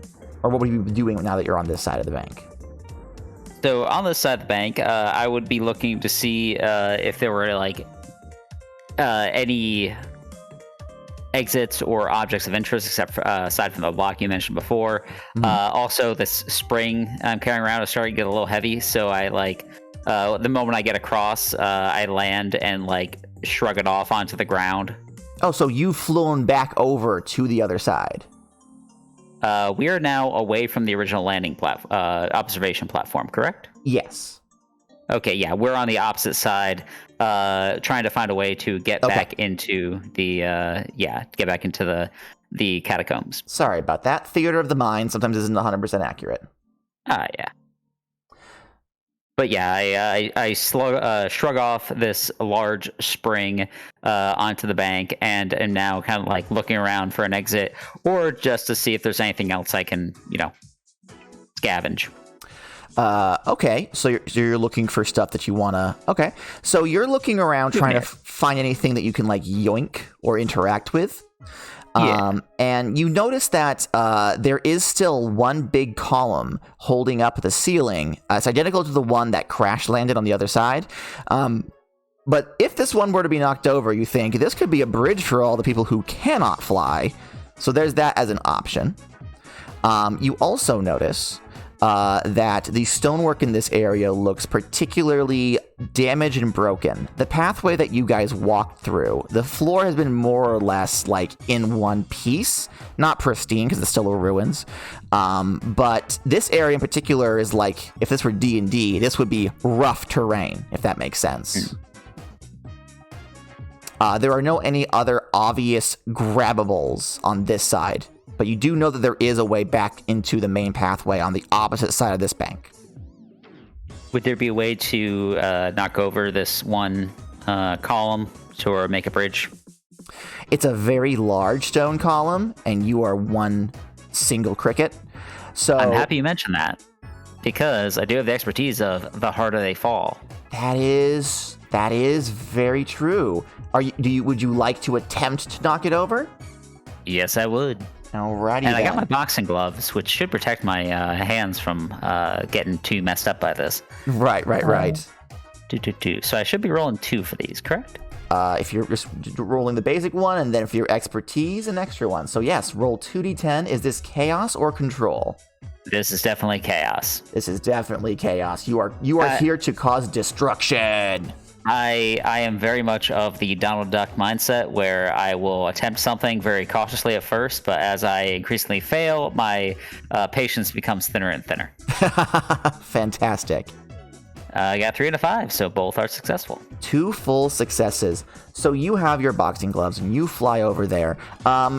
Describe your fighting style with your boxing gloves. Are you a big fan of like jabs, or do you like do a Donkey Kong, you swing your arm to like charge it up? Like, how do you fight?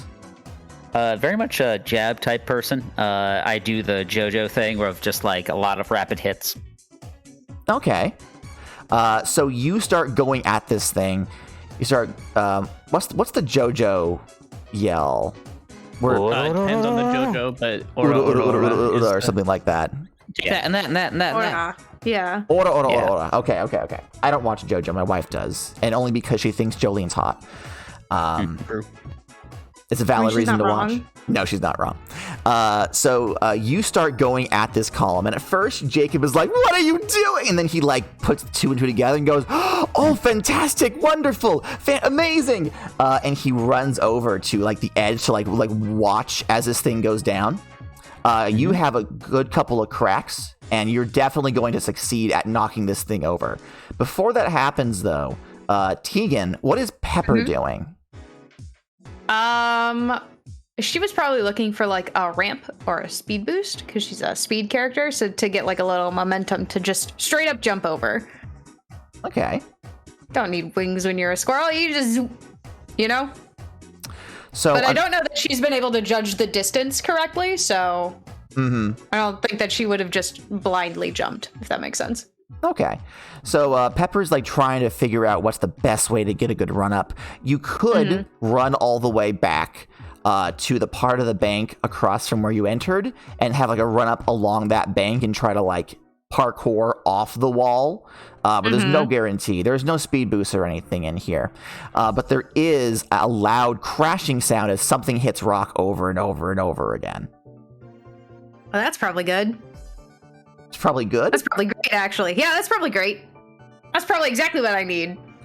You zone back in from your considerations just in time to watch this massive stone pillar fall down in front of your face, barely missing you, and splash into the lava river. Unfortunately, splashing into the lava river means that it causes a big wave of lava to rise up, and it looks like it's going to splash on the bank where at least Jacob is currently standing with dawning horror as he realizes this is the moment where he fucked up. Can I go in and like grab him out of the way? If you want to, yeah. All right. I am going to quickly try to fly down and just pull him back. Okay. Now I'm going to roll to see. I want you to roll. I'm not going to roll. You're rolling. If you are able to grab him and extricate him before the lava comes down. Yeah. All right. I rolled a 9. Okay. Was that meant to be chaos or control, though? It was meant to be control. I was going to be like, yoink. Okay, fantastic. This is the problem we have in like every other game that I have ever run. We get so excited about rolling that we forget step 1, which is determining what we're rolling for in the first place. We're rolling to do something. That's what we're rolling. We rolled the dice, and the dice said I got a 9. So I don't know what more you want from me. Exactly. It's not my job to do the math. The rocks do the math.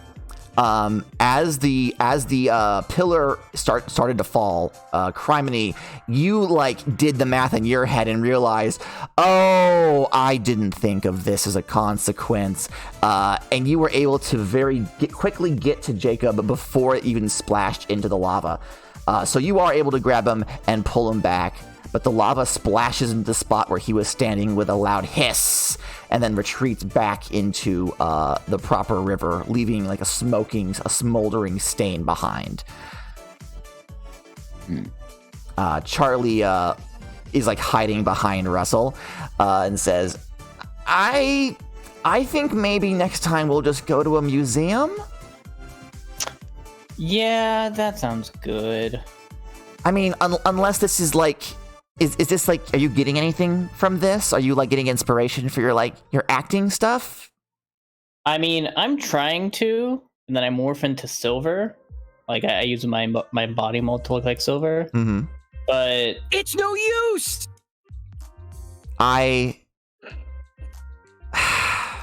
Raglan, how long were you setting that up? How long? I thought about it for several days.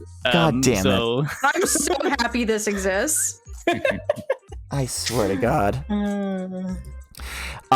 Charlie like claps with stars in his eyes at your amazing impression. But Jacob is like breathing heavily. He says, yes, wonderful, fantastic. Can we move on, please? Oh gosh, I don't get paid enough for this. As I rescued Jacob, I was like, "No, you gotta be careful of this sort of thing. This is the OSHA thing I was talking about." Yes, no. Well, I mean, no tourists were meant to come through here. You have to understand. This was clearly a natural accident. Oh yeah, I know, but like, aside from the barrier being broken, I mean, you're supposed to only have such features within a certain amount of space between people. I go into a whole thing about zoning laws. Zoning laws. Hey, didn't mean to do that. That's a stream, everyone. Good night, everybody. Go home. When he's like, oh, I don't get paid enough for this. Like as Criminy is like going over the zoning laws, Pepper like appears behind him and goes, "Wait, you get paid to work here?" He goes, She never thought she could work at like a fan thing, and she's just like, "Oh my god, that's got to be the best job ever." Jacob looks at her with a withering look, and like over his shoulder, there's like the bubbling lava and the pillar they just collapsed, and like the steaming pile where it splashed and he almost died. He goes, I mean, it has its ups and downs, but... Can I get a job here? There may, in fact, be a vacancy very shortly. Ooh, he like thinks about it, goes, maybe I shouldn't say that aloud. That seems a little foreboding. I can get you an application once we're back at the gift shop. Yes? My resume right here. And she like reaches into her tail and pulls out a stack of papers. It is not her resume. It's a newspaper from 2 weeks ago. Is there like a incriminating story on there about like, you know, someone defacing a Sonic memorial? No, like... it is. The headline is about Rouge the Bat pulling off a great heist. Guys, Hander in chat's going, workplace vacancy. Oh no. Seize the means of production. Seize. I mean, this is a tourist trap, so it's not really producing anything. Seize the means of production, stuff them in your tail. I'll lose them. Jacob takes the newspaper and shitfully kind of like puts it in his coat pocket. I'll give it a look once we're not next to lava. All right then. I guess across the bridge we go. Woohoo!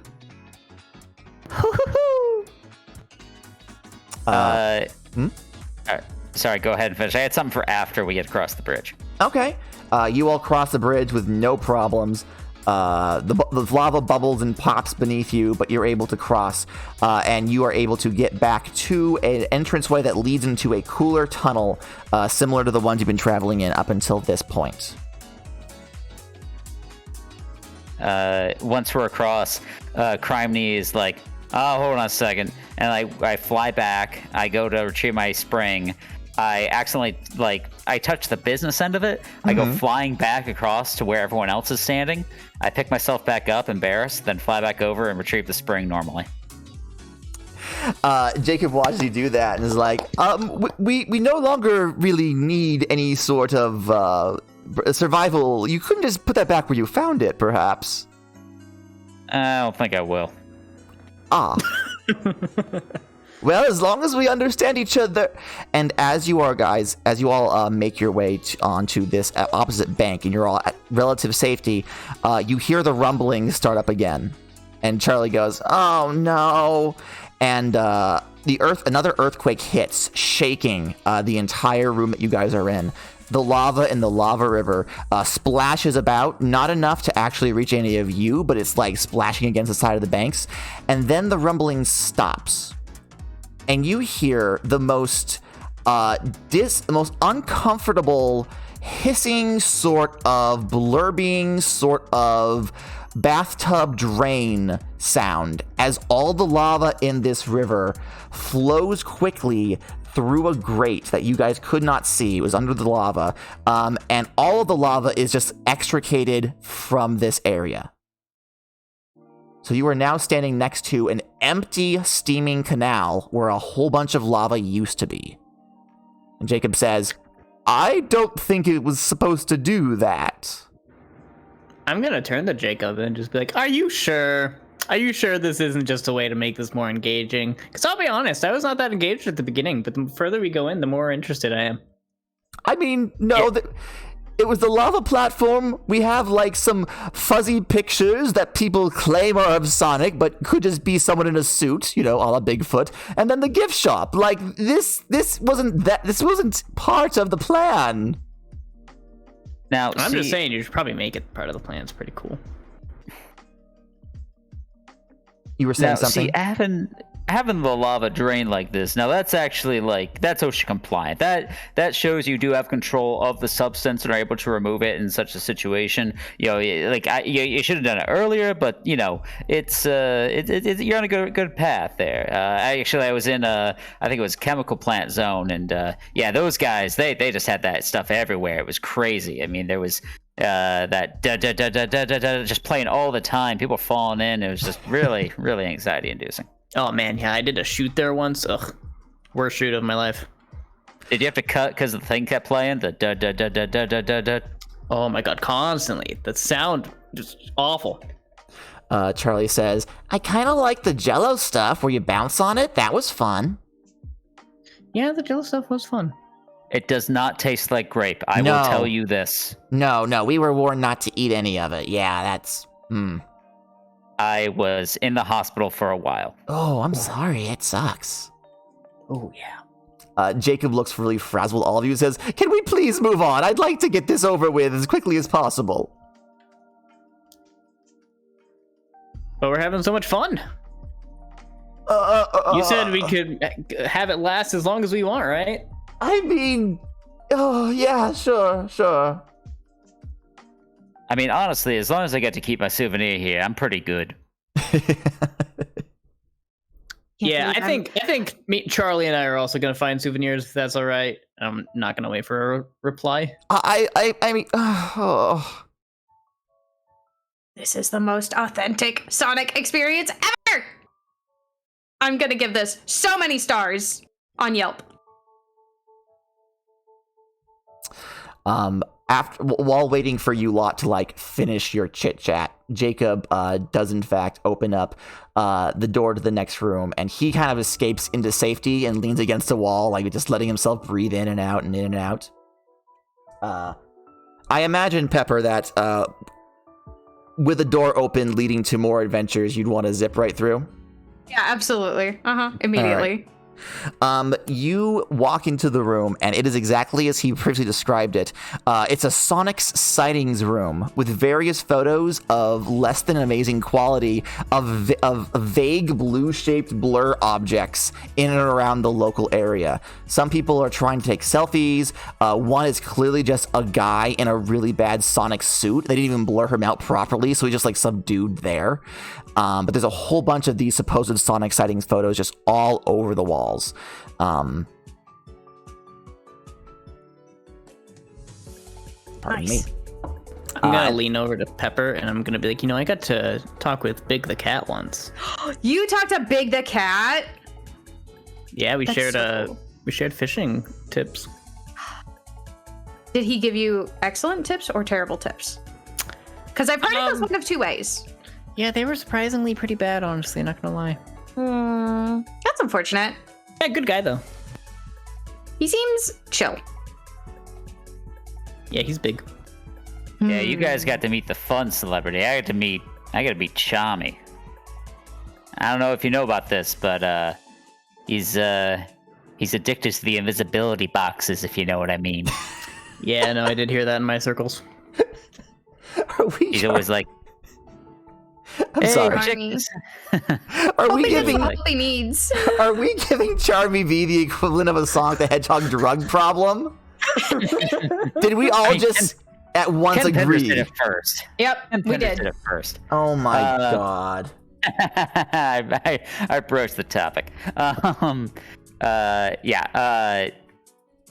Just you meet somebody and he's like, hey guys, check this out. I can jump on the spikes all I want. And then he's like always trying to crash into badniks. It's just a show off. It really is worrisome. In City Zone, they have like help for that. You can sign up anonymously, and like they don't even like take you to jail or anything. They're just there to help. You can't help nobody who don't want to help themselves. And it's not like I know the guy. I just encountered him once at this like signing event, and never meet your heroes, kids. I mean, it's a public health crisis. Frankly, we need more funding for such programs. The social ostracization of people who get addicted to these things, some are more predisposed to it than others. Slide him a card or something. God. I love how concerned he is, as opposed to like a minute ago when he was like, listen, when one faces their mortality, they change their opinion on quite a few things very quickly. You are absolutely correct. It's just, I had a bad experience with this guy. I do not know his life. No, I understand. It wasn't a paid experience, perhaps? It's one of those sign-ups at a convention. Yeah. That's a shame. When it interferes with their professionalism. It's one of the reasons why we haven't bothered hiring anyone to like be here as a signing. It's just the amount of money, you can never guarantee that they'll actually like be prepared to represent the company. It's a whole thing. I do not envy anyone who runs Comic-Con. That's all I'm saying. Yeah, no, seriously, trying to work with some of these people is just like... It's no use! Charlie is again clapping, but Jacob is looking at you like squinted eyes like, really? Really? Anyway, let's get this, let's continue this tour. Is that like an app on your phone, or is it like a, I think he's just doing it with his voice. Yeah, it's just natural talent. That's impressive. Have you ever considered going into acting? Once or twice. Charlie looks deeply offended, but also because Russell played it off, he's like letting it go, but like stewing about it. Like, how dare you not know Russell the Crow? Jacob says, well, luckily for me, at least, the remaining displays are all in the gift shop. There are a number of informational stands alongside the merchandise we have for sale, so by all means, do adventure around and read up more about the information we have gleaned from Sonic's adventure through, and he opens a door, and what you thought was going to be a hallway leading to like a gift shop with like bright lighting and a whole bunch of merchandise is instead what appears to be a giant bored tunnel going straight down and bisecting what this building or what this tunnel used to be. So like something very big has drilled straight down through the path that would lead you guys to the exit, and it goes down, down, down into the darkness. A lot of damage.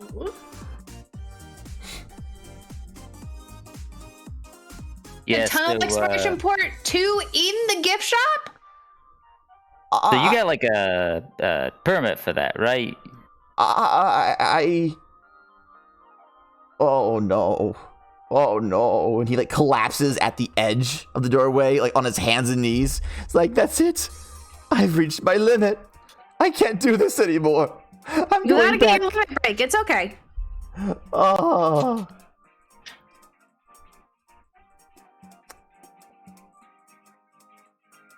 But yeah, he collapses to his knees. There is, you can see the sunlight from very high above. You guys are actually significantly further underground than you anticipated it being. And whatever it was that dug down through here came directly from the surface. Ooh, cool. As a Sonic fan, when any of us notice this, recognize this kind of feature, like something that would be able to do this? This is not a natural feature. This is very clearly something of a mechanical nature passed through this area in a very straight line. The walls of this tunnel are too sheer for it to be like a creature burrowing through, if that makes sense. Does it seem like an Eggman bot sort of thing? Yeah, what if it was a mechanical creature? Based on your guys' experience and your knowledge of Sonic as Sonic fans, yeah, no, this looks very much like something that the Doctor was behind. Oh my gosh. We're gonna get to also fight Eggman on this tour? We are not fighting Eggman. No, if anything, we're calling the authorities to handle it. I'm not paid enough for this. I mean, geez, how much did you pay him to do a scheme here? I did it. And he stops and he thinks. He goes, do you think he'd actually... I mean, it's probably not something you can just call him up and ask. Will you come do a scheme for money? But, do you think he'd be interested in signing bookings? That might actually be a business opportunity. You think that, man? Wait, hang on. Are you confused? Which part are you confused about? Would you do a scheme, or would you do a scheme if we paid you to do the scheme? They'll say, I'm more confused about him coming by and doing a scheme regardless of him paying. If he's under my control, then that's a safer adventure, I suppose. But if he actually shows up and tries to take over, then there's not much I can do about that. I think he might be down for considering the number of casino-themed open-air environments he builds. That is true, but again, true. OSHA has been on his ass for years about those. I don't know if I really want to get involved. He does seem to have a little bit of a gambling addiction. Colonialism last game, addiction this game. We're just hitting all the heavy topics. We're having so fun. I even asked about it. I asked about it ahead of time. You did.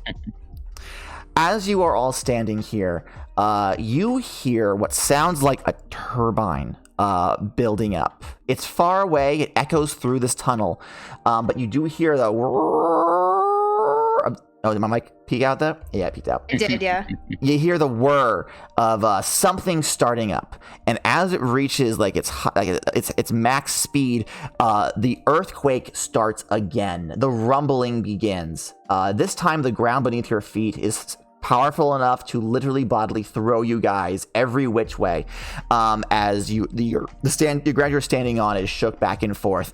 And unfortunately, you all watch with horror as Jacob, who was standing right at the very edge of that open tunnel, falls backwards, and before he can even scream, he disappears down to the dark tunnel and out of sight. And we are going to take a short break here to go get water, grab some snacks, and we will be right back. Everyone get something to wet your whistle with, and we'll be back in 5-10 minutes, all right? Yay! All right. I'm going to go away. Good. If anyone stays here, you're in charge of entertaining chat. Just talk about your day or something. We're in charge. I shall return. Yay. So, what's awkward is, as Gata was describing that scene, I got up to get water. Oh, amazing! So I had waited you didn't hear what happened? He fell down a hole. Yeah, he fell down a hole. That's right. Yeah. And I am gonna jump in after him. I already know. Immediately. This is obviously part of the tour. I feel like the way I've been saying it, I think my character is gonna just be like, well, I guess this is just a more interactive tour, and they talk it up at the beginning to seem like it isn't, but it's all an act. And I like acting, so it's a very good act, to be fair. Yeah, surprisingly good. Had me fooled. Oh my goodness, wild. How's everyone in chat doing? I hope you're all having fun. We're having fun. Yo, chat, did you know that if you have a subscription to Amazon Prime, you get a free monthly Prime subscription to any of your favorite Twitch streamers? Oh my goodness. Such as Impossible Coin? Or, no, you can't sub to Impossible Coin yet. Haha. God damn it, why can't... You can't do it. It's illegal. We don't have it set up. But you can. I'm so glad you guys are enjoying the show. Oh, we're having fun. So that's great. Nightbot also put in the Twitch Prime reminder right as you were saying that, Raglan. Hilarious. Perfect timing. It's like we scheduled it. Unlike last night, where it was very not perfect time. Mm-hmm. But you could subscribe here to My Name is Gata or to Prince Raglan. at Prince Raglan on Twitch. I don't think you're ever going to be able to subscribe to Impossible Coin. We are just not very good at setting stuff like that up. I think that should just be the bit. I mean, that might be the bit. You should have a... For a long time, we were saying, so we made a Patreon, and we forgot that we made a Patreon ahead of time, and we were like, oh, someone stole our Patreon name. And it was Brian. Brian stole our Patreon name. He doesn't remember the login to it. So oh my we have to use the other Patreon that we made. Wait, why can't you just do forgot my password or something like that? I don't know. But he's never like consolidated it. That's why I said, like, we're never gonna just have it set up because we are slow at that kind of stuff.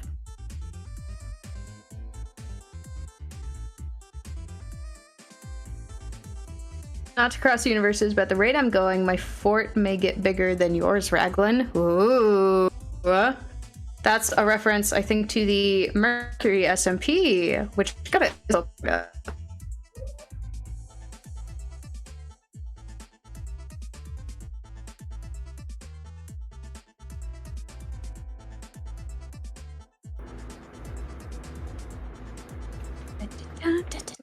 I'm listening to Love Live music right now. Oh no, I lied. This is more jump. Haha. I'm doing good. I'm working on an Excel sheet, making a full empty visualization for reserve location. Ooh. And work shelf locations. Ooh, that sounds like fun. What is a work shelf? A shelf where you work. Yeah, it checks out. That makes sense to me. I don't know. I don't know what anything is. Cake by the ocean. The shelf location's at work. Oh. That makes sense.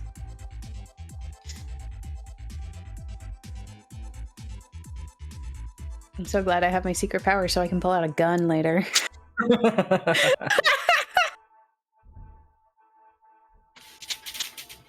My goodness, it will be a blast.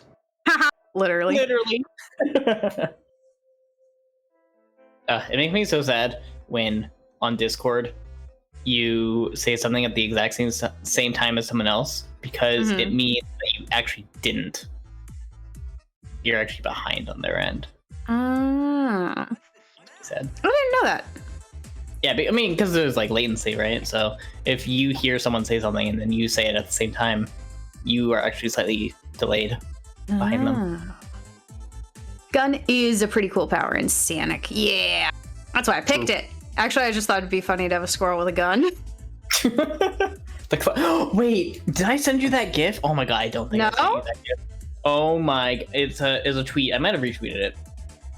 I'm like frantically looking around for Slack and then remembering that I am at home. Slack is not in my... Ew! Oh no! Raglan, oh no, not Slack! Ayo. Anything but Slack. No, but it's because I work at cool video game studio and you work at Cool Place and you have a Slack. Ew. I mean, Slack. yeah, but it's... I mean, here's the thing. Game development, you need to be like very organized and like be able to communicate very clearly and easily. So... Yeah, we use Teams for that. Teams I do not like. I also don't... Teams doesn't have enough GIFs in it. That's my main complaint. I can use Sailor Moon GIFs at work, though. That's fun, though. Have a good night, Ash. We'll see you later. Bye. On our Slack, I put a bunch of my emotes. Really? Yep. So I can use like the hype emote and the bra emote. But they're old ones, so they don't have my crown or anything. Aww. Are they just like you made your own emotes? What? No, I mean they're made by Rainy. It was just before I was Prince Dragon. I'm looking for this video because it's you're just now switching from Skype to Teams. There's Gata. When Tegan gave me their character sheet, I looked at Gun and just gave a deep, full-bodied sign. Amazing. Skype's going offline. Like, for real? Forever? Hang on, Dr. Who Stitcher. This is important. Forever, for real? They're owned by Microsoft, aren't they? Yep. Yeah. Just at your work. Oh, okay, cool. I was about to have a panic attack because we record Impossible Coin through Skype. Oh. I was like, oh, no, I have to talk to the boys then. If they're owned by Microsoft, they might be switching to a different platform at some point, just based on experience with past, services. Yeah, that's fair. Okay, here it is. I found it. This is very important. So, show me. Where is it? I put it in the thing. Where did you put it? Oh, in the thing. Okay, yeah. There it is. Copy link address. Open in the thing. Paste and go. That's an eerily realistic squirrel. Oh my goodness, this is great. Duffy, you're gonna see something. I need you to hold it until Tegan sees it. I love the squirrel. It's so cute. That's such a good squirrel. That's what they look like. Just looking at everything. Look at that. See, and that's why I can hide all that stuff in my tail, because it's big and fluffy. Look at him jump.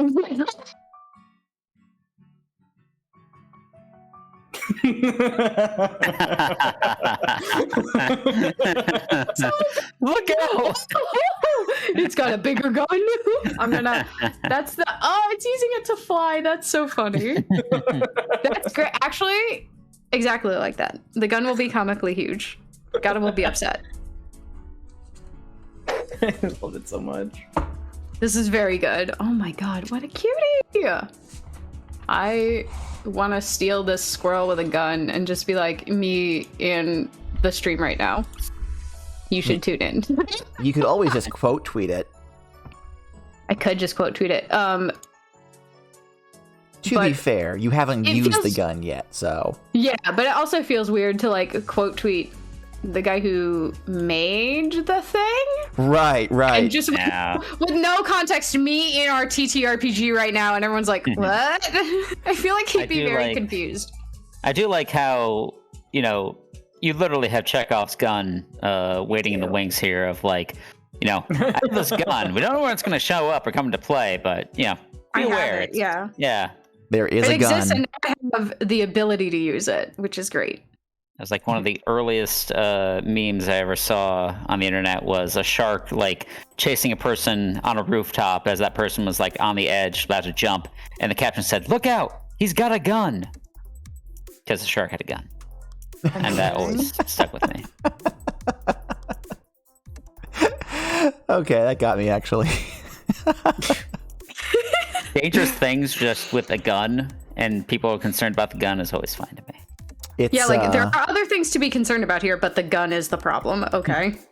There was this old joke that was told at my high school consistently because it was 2007 and we thought that we were all hilarious, as one does when they are 14 years old. And I was hilarious at 14. That's the difference. Props to you, but I'm built different. Yeah, exactly.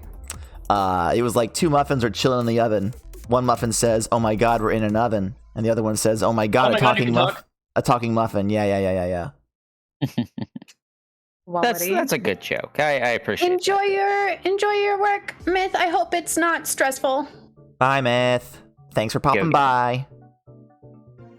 There's something I noticed recently about guns in especially Toku shows. Whenever a character has a gun, guns are not good for choreography. They're good for toy sales, but not good for choreography. If you put them in a fight scene, they are not going to be good because the actor has almost nothing to work with. So what they do, and I find it hilarious, is they try to spice it up by doing different poses that are shooting the gun.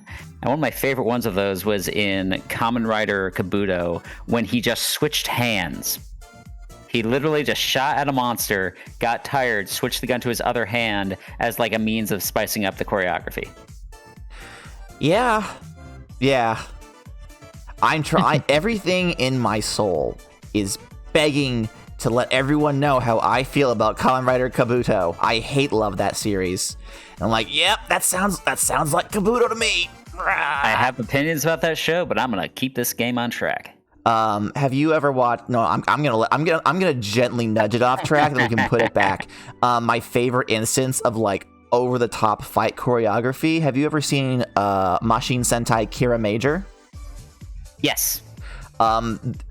Doing really flashy poses is the entire gimmick, So when they all have their guns out and they're like picking each other up and spinning around and like just kind of ballroom dancing with each other while firing these guns at the mooks around them, it's just like mwah, over the top. Love it. They do that well. Like they do it well. I do think Sentai is better at Kamen Rider when it comes to actually using firearms in their stuff. Also, that show has episode 33, the just beautiful fight scene. They got one of the Ultraman directors where you had 2 of the Sentai dudes on the ground fighting mooks, but then in the background you had people inside their mecha fighting the monsters. It was just like, I love when they do that. Yeah, like one of the guys knocks the monster's weapon out of its hand, and it goes flying into the battlefield where the other guys are like fighting, and like it lands and sends debris everywhere, and everyone just kind of pauses and looks where it came from before starting fighting again. Amazing. Unironically, and this is going back to TTRPG. If you want to know how to spice up your D&D games, watch some fucking tokusatsu. And like, look at how they use camera angles to make actions more dramatic. Like, I do a lot of describing of camera angles in my games, and I think it makes my games better because I watch a decent amount of tokusatsu, and I'm like, how do I recreate that feeling? Well, the camera, like the angle at which we experience it, is important. So, just a little tip from your pal Gata. That's an excellent observation. I love watching fight choreography in Toku. Yeah, and I can confirm it does feel better. I'm trying to incorporate it more in my stuff, but I'm not as good at it yet. But I'm learning, so it's okay. But yeah, do we all have our drinks? Do we have our snacks? Ready and raring. All right, then let us begin with part 2 of this one shot. Ho ho ho. All right.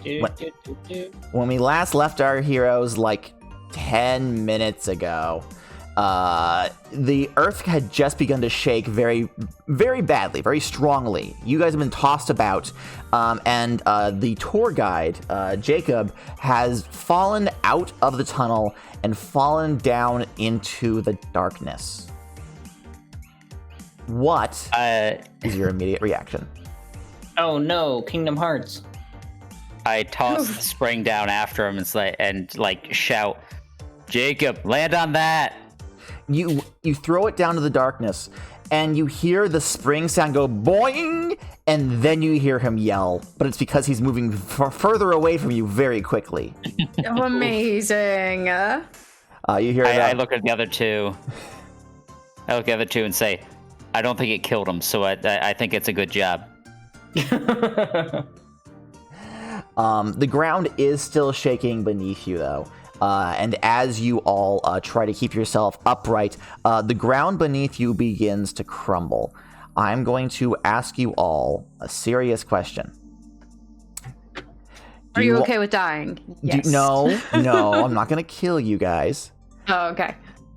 Do you want to go where the adventure is, or do you want to get to safety? Either answer is valid. The adventure! Yeah, probably adventure. I was talking about this right after you left, and I was saying that my character would genuinely probably be fine with adventure at this point. Because he thinks this is all just an act. I do need to get my spring back also. That is true. You have let him borrow your spring, and he has yet to return it, which is very rude of him. The ground beneath you is starting to crack and shift and become unstable. Your options are to run back towards the lava room that you just came from, or to go down into the pit. What do you want to do? Pit. Criminy is standing there looking very do I go into the pit? Do I go back into the lava room? But then again, I just slowly hover up into the air because I can fly. Then just very casually float down to the pit. I jump straight into the pit. I have an important lore question. Jump. Figure it out on the way down. Okay, so you're gonna jump. Crimini's gonna fly down. What were you saying, Raglan?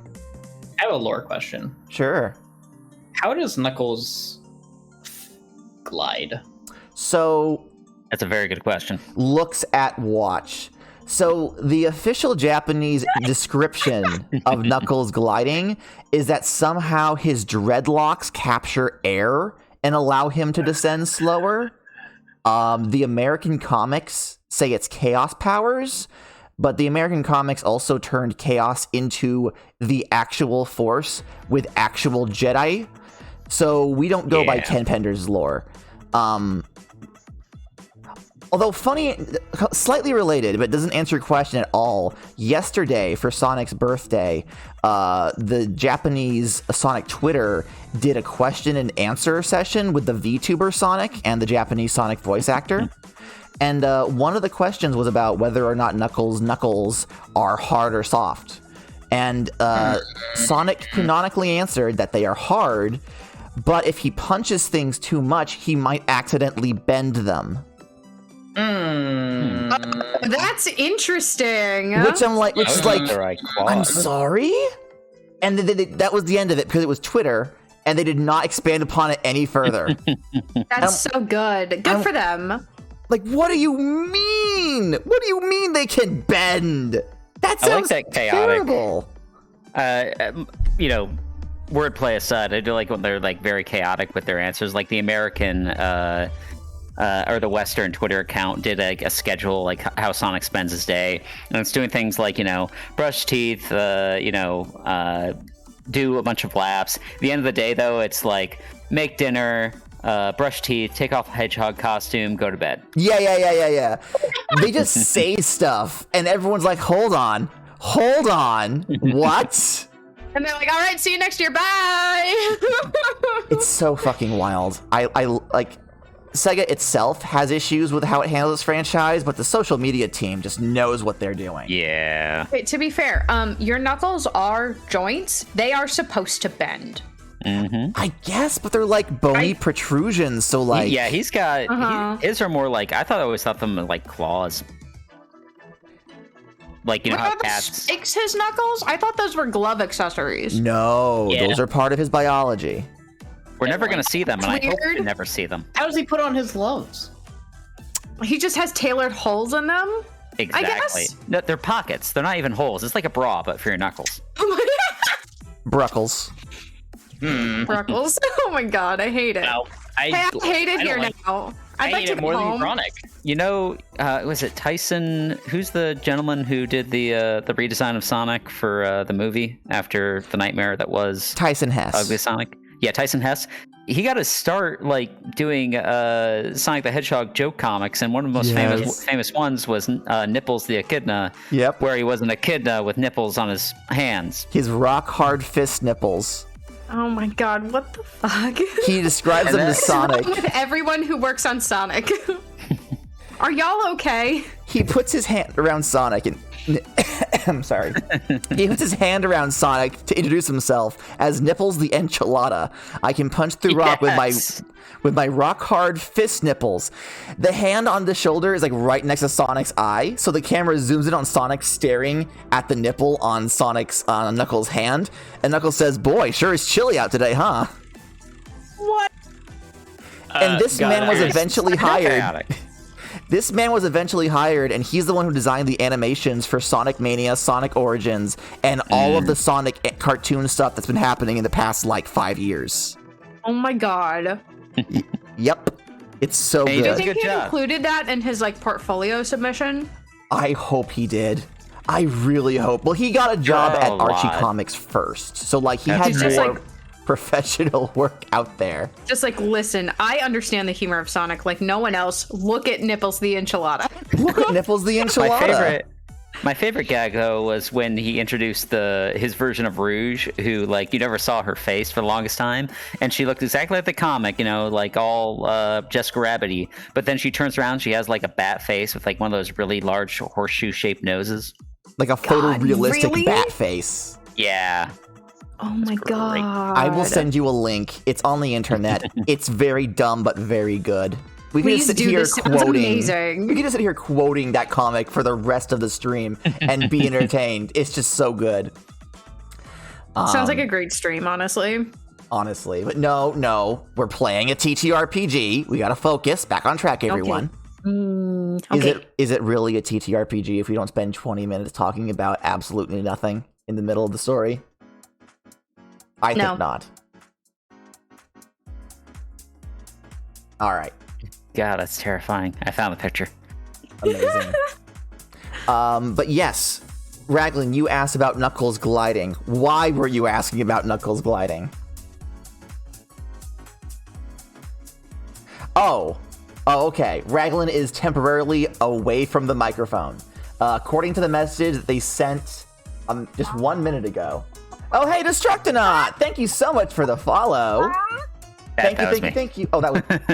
I was like, that name looks familiar. Oh, that's you. I need to post the thing. Fucking hell. Anyway, Raglan says in the group chat that Russell is jumping in the hole with Charlie on the shoulders, body molded to be like Big to cushion the fall. Okay, fantastic.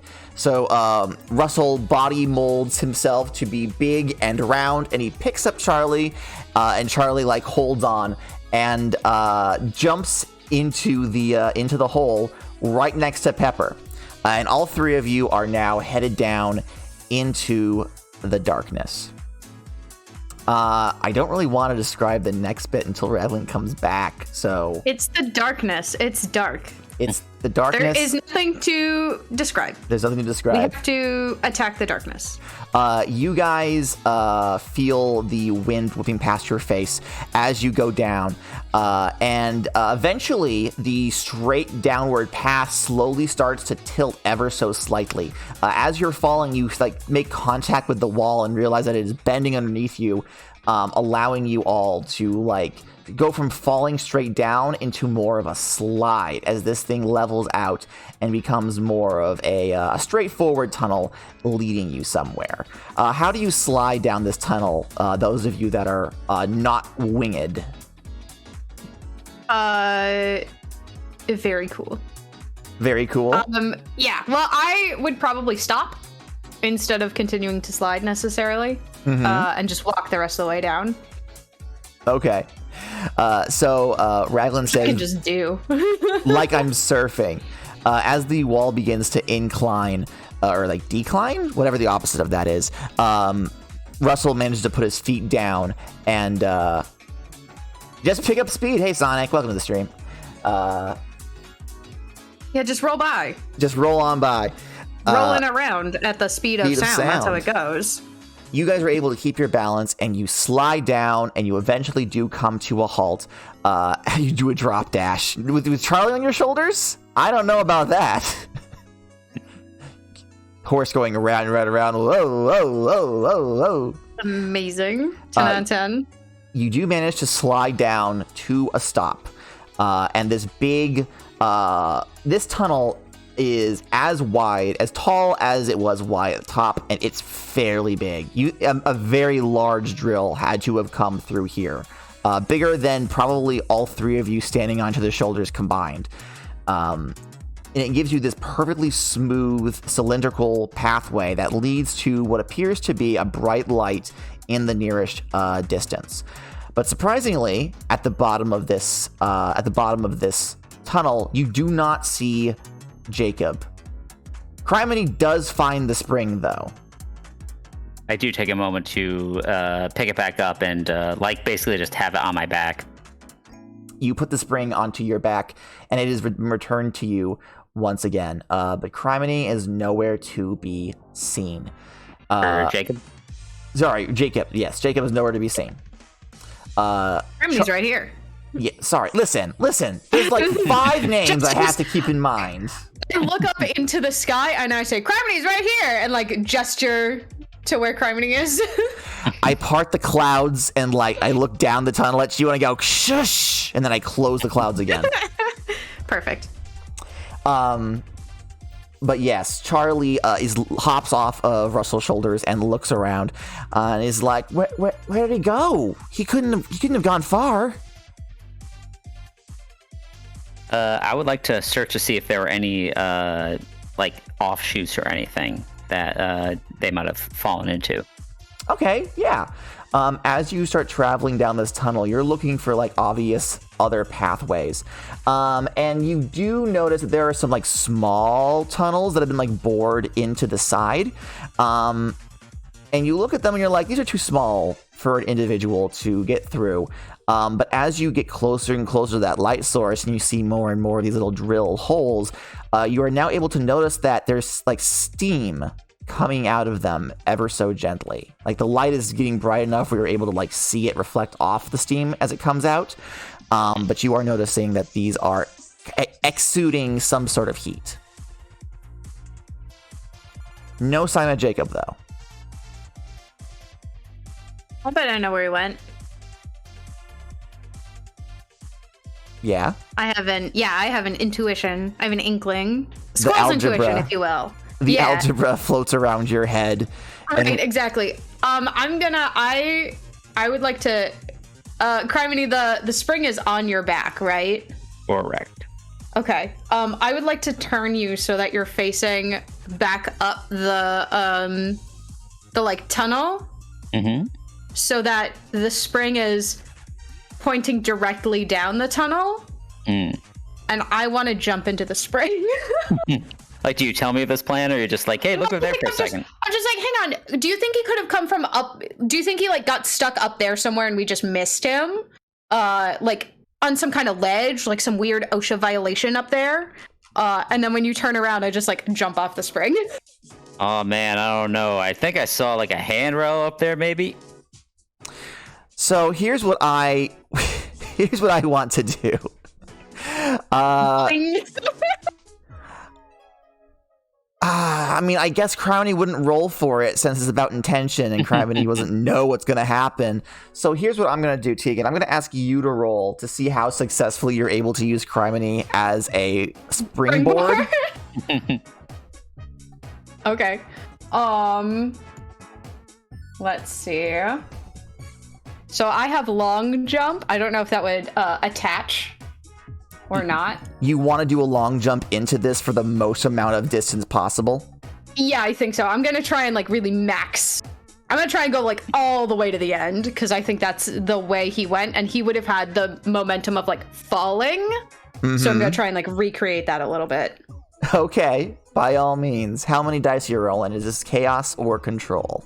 I do believe this is chaotic. Okay. I believe. And I got 2 controls, so not very well. 0 successes. 0 successes. Absolutely none. And it looks like Russell's gonna do the exact same thing. So I guess Russell grabs Charlie, and all 3 of them attempt to rush at this spring at the exact same time. So I'm gonna tell you how this works. When you touch a spring, it rockets you in the direction it's pointed at, but usually those springs are attached to something stable, like the ground or a platform. Not a floating cricket. not a creature half your size, which may or may not be properly anchored to the floor. So all 3 of you put your whole body weight into this spring, and instead of ricocheting you forward, it launches Criminy backwards. Criminy goes flying in the opposite direction, crashes into the... What did you roll for?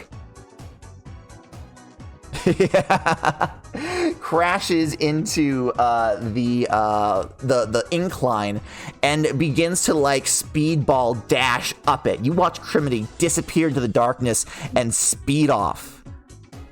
Heck yeah. But you are all standing in the same spot.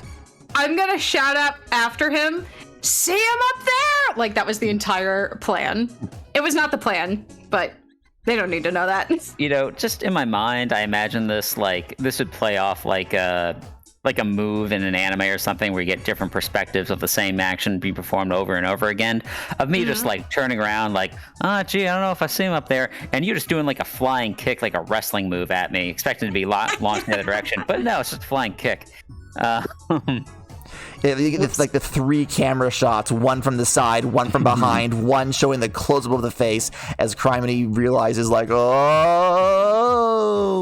There's like math, and I'm just like, man, I am bad at math. I don't know why I thought that was going to work.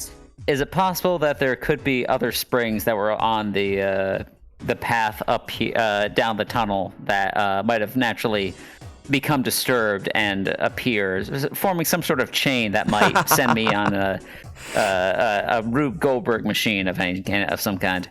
I'm going to say no. With your spring, you are able to get enough distance to make it back up to the ledge that you all jumped off of. And you can land on it if you want, but because of how sheer these walls are from whatever this thing boring down into the ground, whatever springs may have been in this area have been ground away. You just hear down the tunnel of like, ooh, ow, ooh, like me like bumping into stuff on the way up. And then finally just silence, then a slight buzzing sound. Then me emerging from the darkness looking defeated, like, yeah, okay, I get it. Yeah, you tried to jump. You should have just told me. Is there anything up there, though? No, there's not anything up there. Dang. Yeah, you got those mobility sticks on you. You could just walk. Mobility sticks? Oh, you mean my legs? Yeah, those things. As you have this discussion... Oh, sorry, go ahead. No, it's okay. Go on. As you have this discussion, that whirring sound starts up again. It sounds even louder now that you're down here in the tunnel. The ground starts shaking around you. And this time, because of your proximity to, I mean, you guys have probably figured out the source of whatever all this madness is. You hear something extra. You hear a hissing, blubbing, whooshing kind of bathtub drain sound that you may have experienced earlier, only it's not happening in the area that you're in. It's like you can hear it somewhere else, like through the walls. The steam that was exiting these smaller drilled holes increases in volume and puffs out in clouds for the duration of the earthquake. And when the earthquake dies down, leaving you guys mostly where you were standing, the steam also calms down as well. Hey, we're at a bunch of lava, ain't we? The spicy soup? Yeah. Yeah, so that's probably bad. Let's pick up the pace here and get out of here. Yeah. Sure. We can pick up a pace and get... I mean, you went out, but, like... You mean the opposite out? You mean, like, the down out, not the up out? Let's keep going where we think Jacob might be there. Dodger! And I start walking the opposite direction. I slowly fly over and, like, grab her by the shoulders, turn her around, and keep her going in that direction. Thank you. You're directing Pepper by the shoulders in the right direction, and behind you, Charlie has taken a T-posing Russell, who is like Bethesda glitching through the map, and is also like, you know, in Minecraft when you gotta like use the hitbox to nudge a sheep into an area. Maybe this is a me thing, but is like trying to like push at the edge because you can't just give it a normal like go in this direction. But they are following you. You guys head further down this hallway, and you eventually reach the end of this tunnel. There is a big, bright room just beyond the end. Do you guys want to head straight in, or do you want to scope the place out? Absolutely, head straight in. Absolutely head straight in? I would absolutely head straight in. But I am a fool and also not in charge of my own shoulders right now, so perhaps I will not do that. I'm a scope. All right. So, Criminy, you realize that you are at the end of this tunnel. It's a bright tunnel. And you come up to the edge to kind of peek around and see what you can see. And while you're trying to be all shifty and sneaky, the remaining 3 people of your party just step forward into the light and just kind of stand there like a couple of schmucks. Just completely visible looking around like, well, what do we have here? What you all see is a round circular room with a number of other tunnels coming in from the other cardinal directions. Let's say you guys came in from the south tunnel. There's a tunnel to your north, a tunnel to the west, and a tunnel to the east, which is conveniently separated this circular room into quadrants for us to use theater of the mind on. Wow. Game design, baby! But yes, in the center of this room, there appears to be a large glass basin, which is half filled with bubbling, boiling lava. It doesn't take up the whole floor. It actually takes up a very small portion of it. But it is smack dab in the center and inlaid in the ground. And lava is pouring out of one of the tunnels and dripping down into this basin. Now, that's like not the most obvious thing in the room, but it's the thing I wanted to describe first, because the big thing in this room is, in fact, a giant robot. Heck yeah. There is a hovering egg pod sort of machine being piloted by a bald fellow with what appears to be a lot of facial hair. The egg pod based hover ship has 2 cylinders on its back, which themselves are filled with lava, but they are enclosed. And it has 2 robotic arms that reach out from either side of the egg pod, and they have giant drills on them. Not large enough to do this big drilling that you guys see, you've come in through, but still, it's a big floaty drill thing. And Eggman, who is in the egg pod, is patiently waiting for what appears to be the lava in these containers in the back to slowly empty. And he's just kind of muttering to himself as you see the lava in the little tubes on the back slowly deplete. Has he seen us yet? He has not seen you yet, no. You guys just waltz in and he hasn't noticed you. Do we see Jacob anywhere? Yeah, you look for Jacob, and you don't immediately see him like sprawled anywhere or like chained up. But as you look towards that lava pit in the center, on the opposite side from where lava is pouring into it, you do see a bunch of fingers desperately grasping to the edge. Amazing. Good for him. Unless anyone else has something they want to do sooner, I would like to yell up at Eggman and say something rash. So if anyone wants to do something before I do that, now is probably a good chance to chime in. I want to take off my Sonic shirt and stuff it in my tail. I want to hide it. You take all of your merchandise and you immediately hide it away. Yeah. No, I'm Criminy is like super hates Eggman, so yeah, he'd be totally down for that rash action. Bet. I'm gonna try and get his autograph in the middle of the fight, though. I am gonna do that.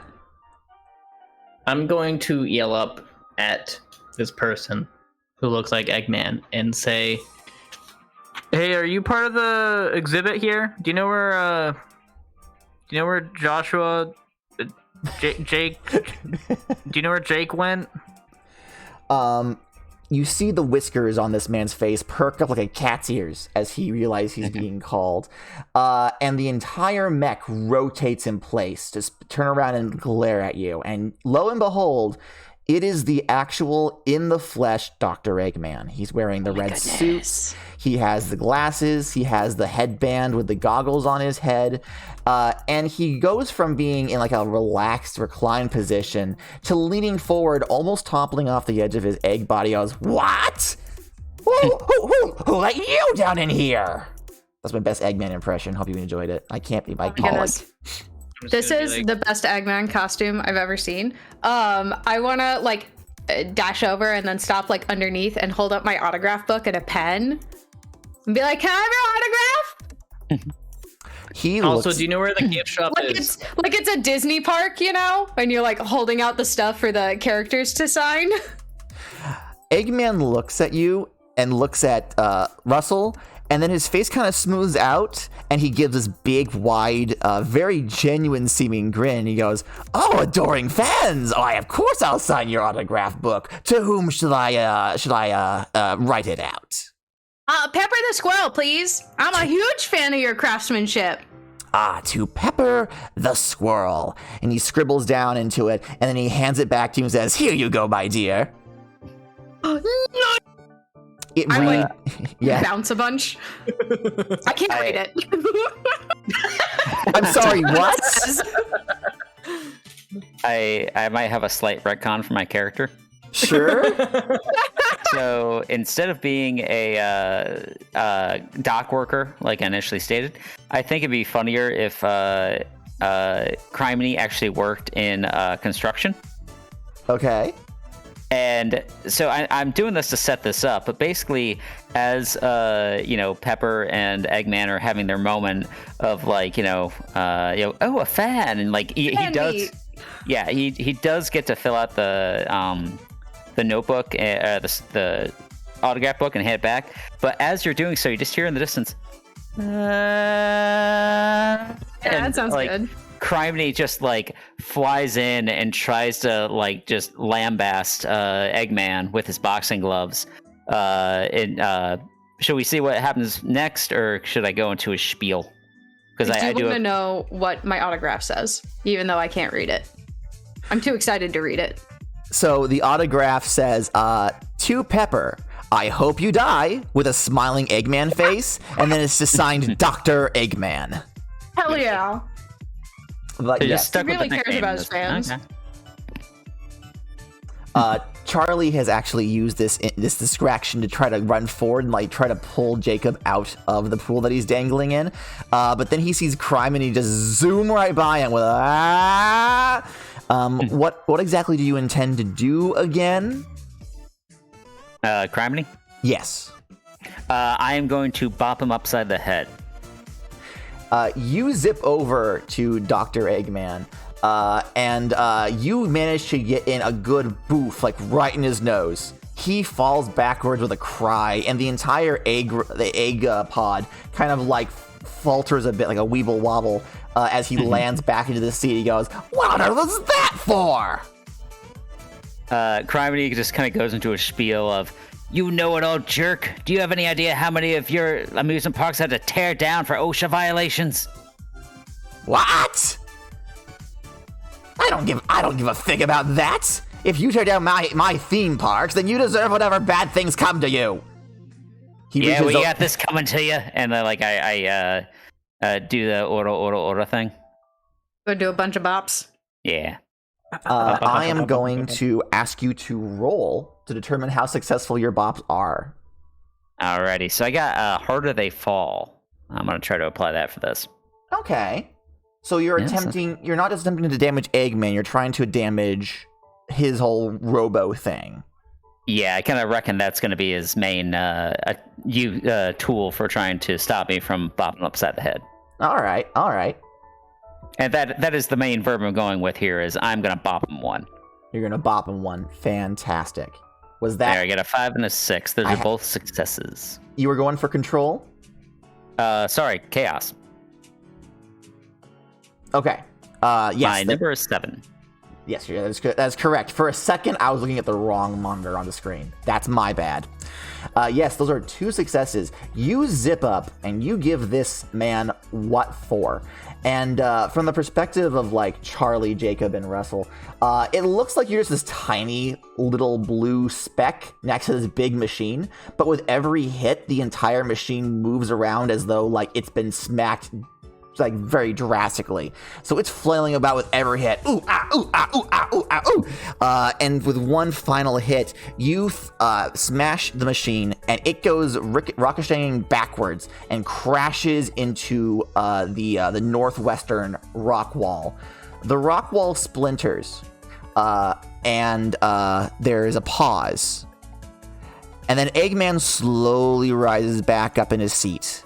Stone rubble sitting atop his head, which he brushes off from his head and nose, and says, "So you want to play hardball, eh?" The lava in the 2 back cylinders has completely drained, and you hear that whirring sound again.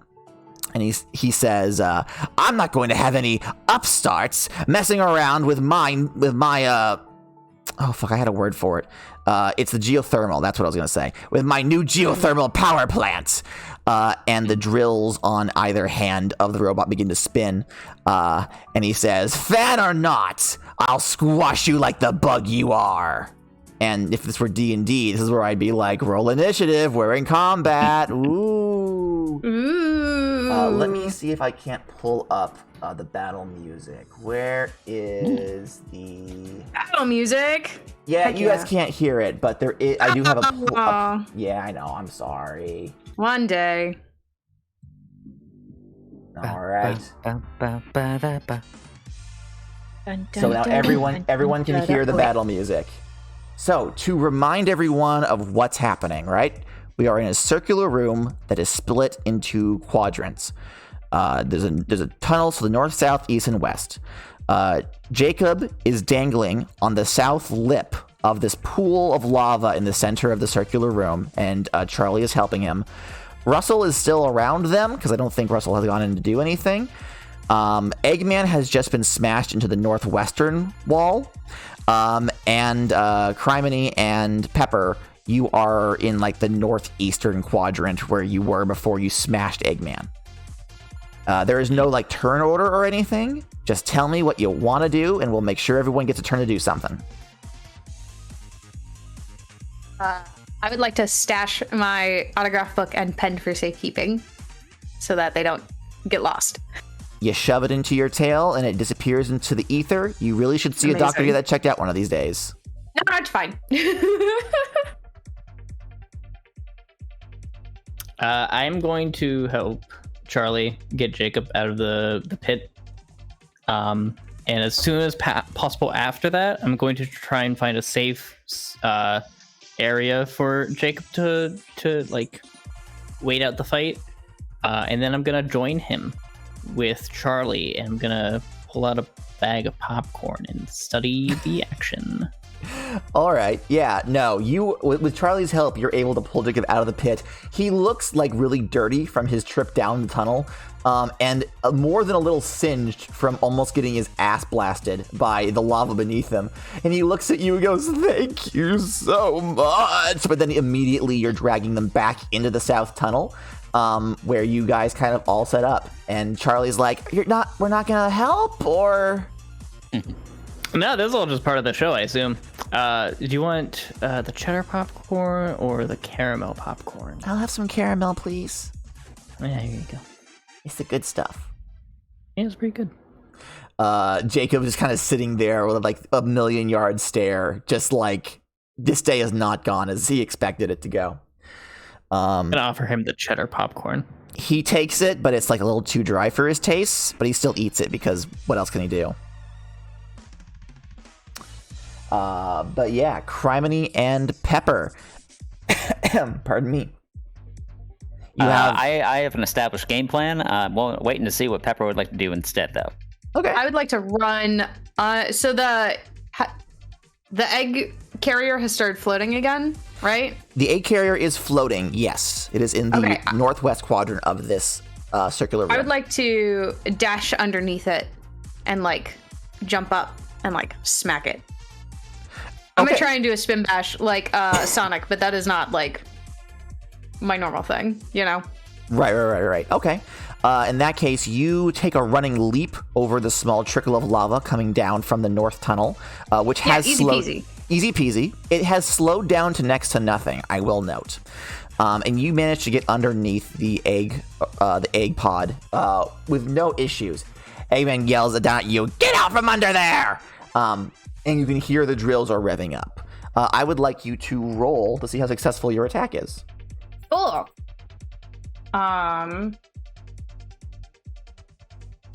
These don't have. I got no bonuses on this one. No bonuses, so just I'm the just 1 gonna try and bop 10. it.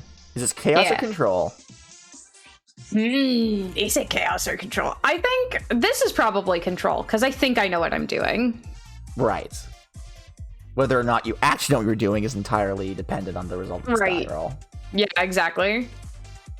It's my number again. It's your exact number. Let's go. I totally know what I'm doing, apparently. I've watched enough Sonic. I've seen all of his fights with Eggman. That is your second token. Make sure you keep track of that. Yeah, I got him. That is still only one success, however. So you're going to succeed, but... Yeah, that's okay. My head hurts. I got it. You jump up. You try to do a spin bash, and you do manage to hit Eggman in a way that like the crunch sounds like you did some damage to the egg pod, and it launches him up a little bit. He screams at you in a rage, but unfortunately you are now dazed. You have like a headache. You have like you're seeing a little bunch of little tiny Sonics running around your head, going chirp chirp chirp chirp. Yeah. No, they're saying you're too slow. You're too slow. You're too slow. You're too slow. Yeah, exactly. I'm like, man. What is Criminy gonna do? I'm just gonna leave the dice up for now. Criminy would like to go and bash those lava containers on the back, on his back there. And in doing so, I would like to shout out, do you have any idea how hard it is to dismantle an anti-gravity giant, what are those things called? Casino Night Zone. Right. The jackpot machines. Yeah. Oh, yeah. Do you have any idea how hard it is to tear down a freestanding anti-gravity slot machine? I had to get the Games Commission involved. That led to the Mafia getting involved. I hate Il Capone. That guy's a joke. I like how we went from an Australian accent to like a New Jersey accent, and now we've circled around to New York. So yeah, it's great. Honestly, this is the best. Amazing. I love it. Eggman screams back, "You're not supposed to dismantle them. I don't build them to have them taken apart. You're part of the problem." I'm gonna ask you to roll. I'm gonna say you can only focus on one of the packs in the back at a time. So go ahead and roll. It's going to be the... Sorry, go ahead. I'm going to use the Harder They Fall expertise again, if I may. Okay, so that's 2d10. Is that going to be chaos or control? That is definitely chaos. Okay. Oh, I got a 6 and a 7. I got a magic number. 2 successes, and if I press the button, you get a token. All right. Nice. Fuck yeah. It does actually play a little jingle for anyone who's watching at home. Like, my players can't hear it, neither can I, but like, there's a little bit bop. Anyway, so yeah, you with 2 successes, you do exactly what you want to. You order, and you manage to shatter one of the 2 capsules on the back. Eggman once again screams in rage, and he swipes one of his robot arms back at you, trying to knock you away. But you are flying, and you are able to avoid it. I'm going to say it's now Eggman's turn proper. And he is going to grab at the controls and wrench them back like they're like an airplane stick. And the entire egg pod is going to retreat back into the opposite quadrant. He's rearing it back up into the southeastern quadrant, which is actually really close to the tunnel where you're all like hiding. Russell, Charlie, and Jacob. Jacob and Charlie both reel back as Eggman zips over closer. But then he revs up his drills, and he tries to do a dash attack directly back towards Pepper and Criminy with both drills aiming forward. The pair of you have an incoming Eggman. How would you like to respond? I'm gonna zip out of the way. Yeah, I'm gonna dodge. All right. Jump out of the way. I'm going to ask you both to roll to see if you are able to get out of the way. Let's do Criminy first, because we went Pepper, Criminy, and now we're gonna do Criminy, Pepper to kind of like reverse the. Yeah, that's fair. It's like poetry; it rhymes. Exactly. I'm gonna use hairpin turns, which is my other expertise. Very nice. So basically, I'm going to try to do the Toro thing, where I'm going to, in many a video game mechanic of trying to stand in front of a indestructible surface that hopefully they'll crash into and hurt themselves. Nice. All right, I got a 9 and a 1, so my intention was chaos. So 1 success. That's gonna, yeah, either way, that would have been a success. You managed to straddle the number very nicely. But yeah, 1 success. So you try to Toro and wait for the last second, and you time it just not quite right.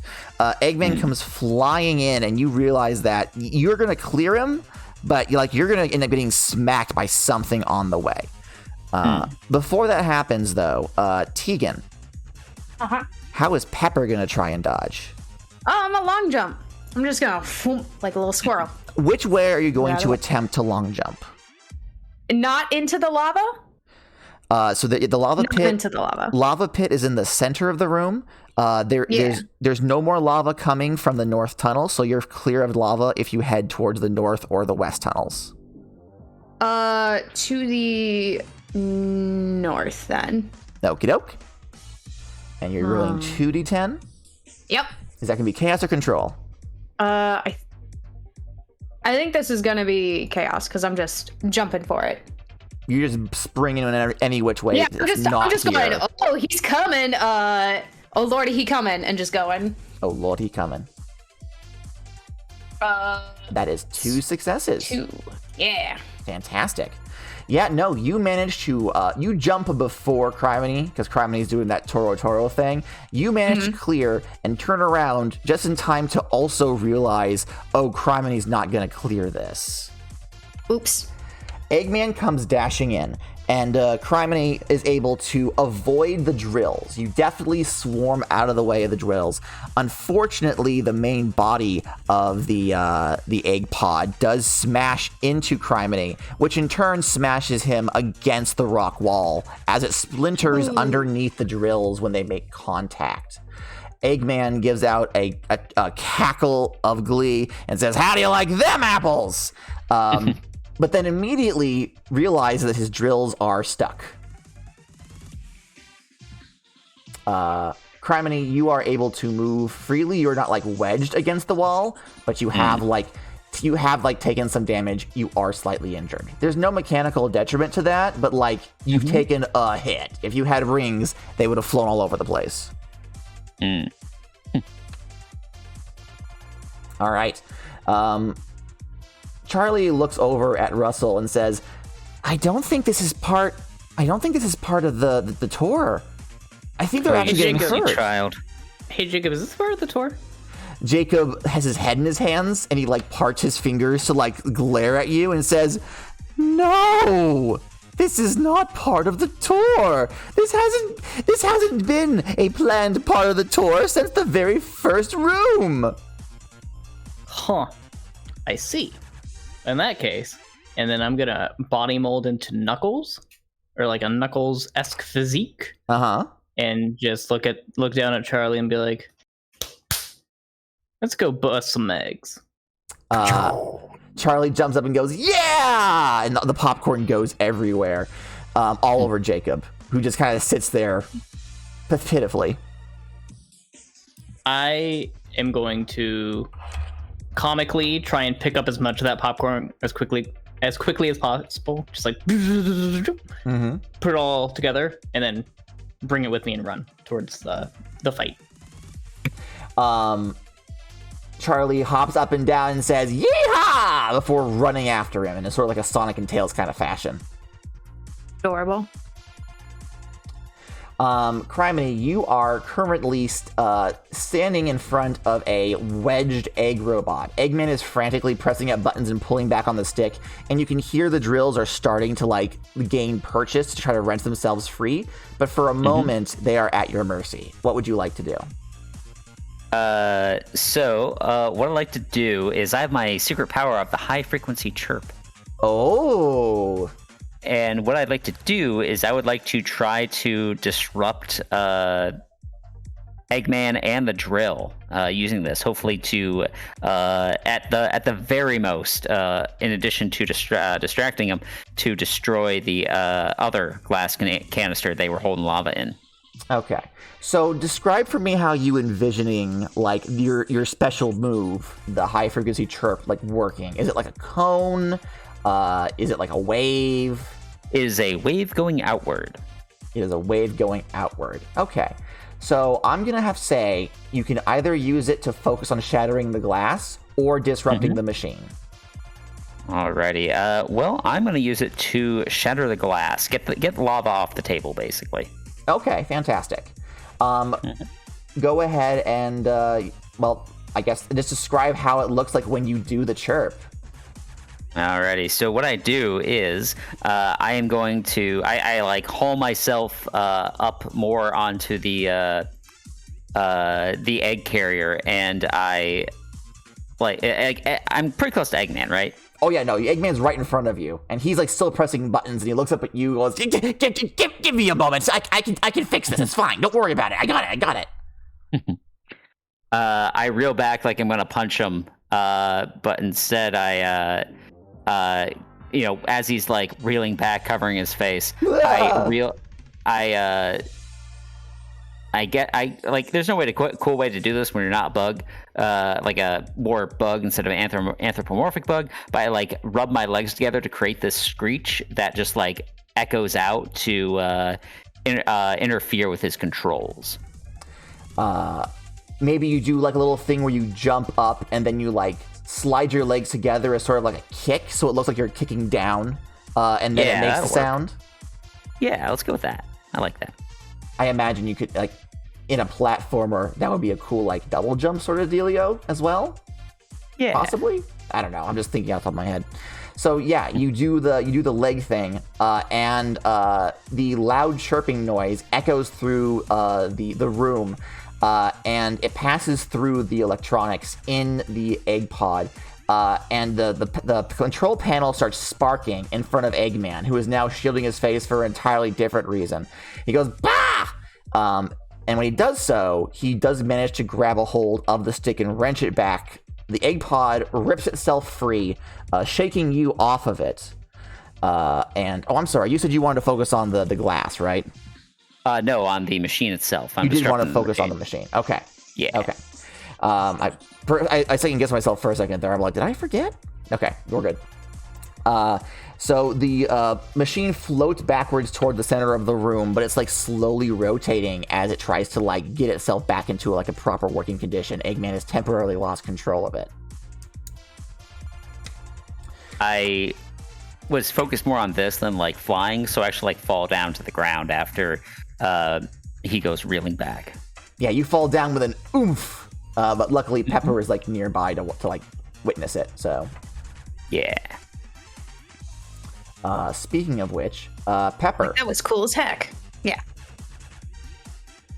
Eggman's bot is slowly floating towards the center of the room. What would you like to do? Center of the room is over top of the lava, right? Yes. I would like to do and he's like backing. Is he holding on to the controls, or is he like letting them go? He has the controls, but because of the disruption from the chirp, he is unable to actually control it properly.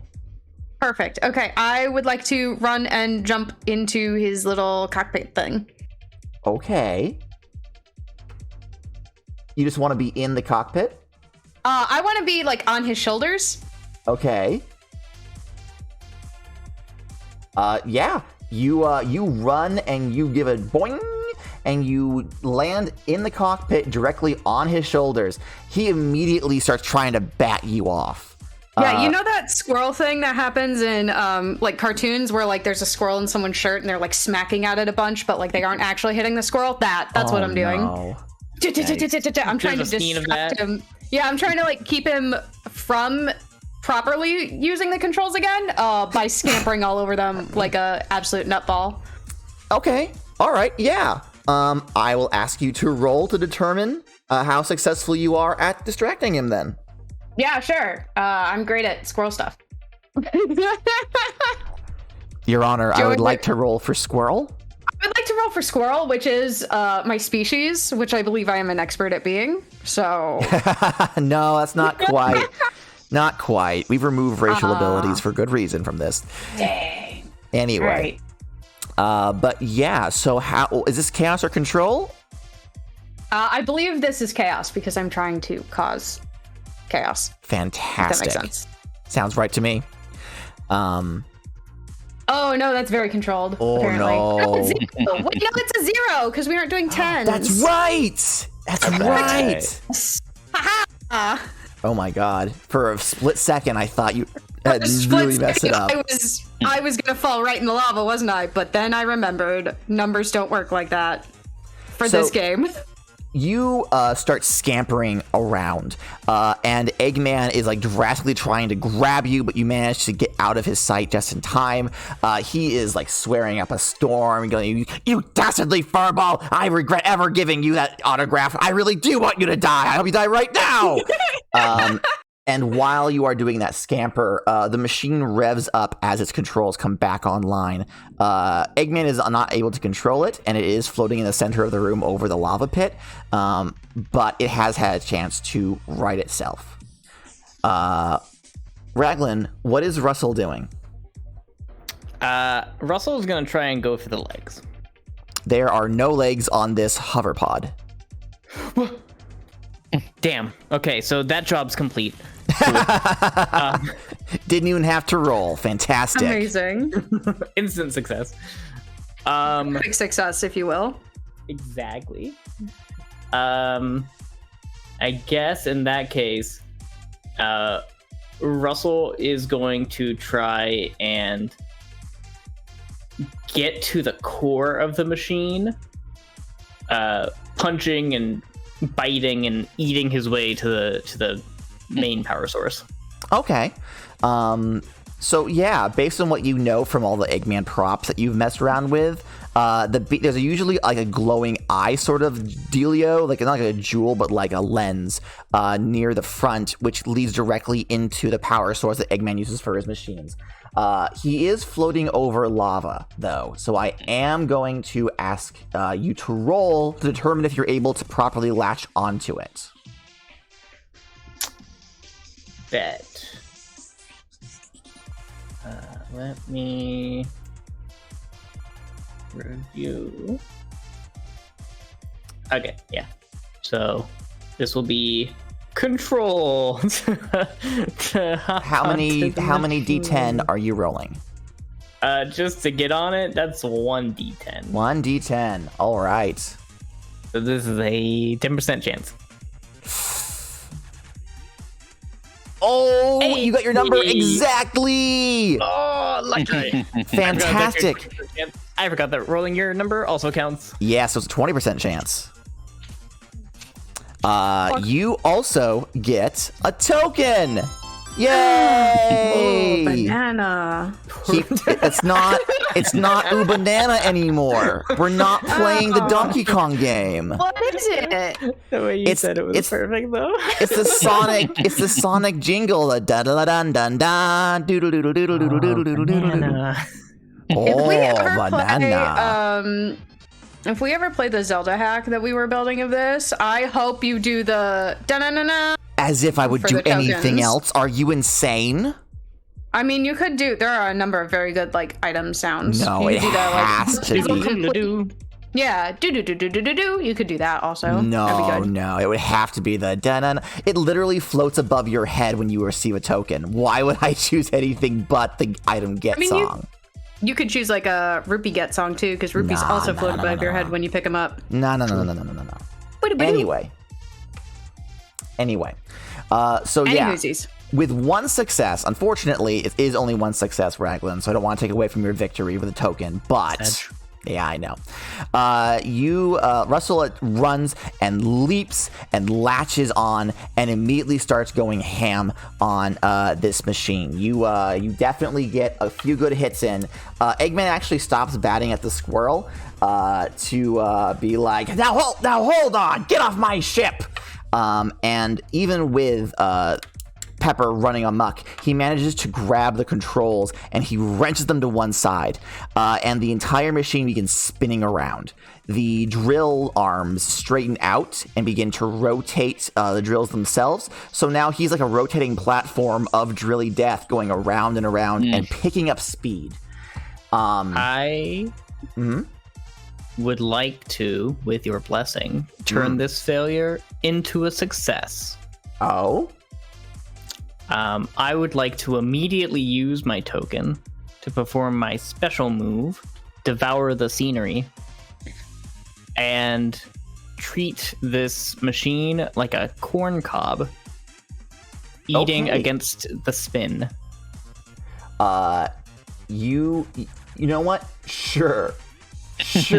Why not? You spend your token, and you begin to chow down. How exactly does it look like when Russell uses his eating ability? I'm trying to think of a good example. Does his jaw unhinge like a snake? Like Combine like the way that mice eat, where they're like, right? Because he's a chinchilla, right? So right. Combine that with just imagine like Pac-Man in the 3D games, how when he gets to like a red circle dot, he like eats through the air, or like drags him through the air as he's eating along. Okay. Combine those two, where it's just like, but his jaw is very like. Okay, fantastic. That probably was not a yeah. Yeah, it sounded. The blood work was great, actually. All right, I'm gonna actually have you roll. You're gonna succeed at doing it, but I want to see how successful you are, if that makes sense. Yeah, I think this is 2 dice, because it's eating and just the base die. Yes, absolutely. Is this chaos or control? This is chaos. All right. Yeah. That is a 0 and a 3. That is 2 full successes. The robot begins to, as the robot spins, you activate your special power and immediately just like slam your face into this metal, which moves as though it was made of butter. You're doing your and basically floating in place as you rotate like on the opposite direction from the direction that the robot is going, and you make a full circuit through the outer casing, the bottom of which breaks away and lands in the lava below. And Eggman screams, "What on earth are you doing?"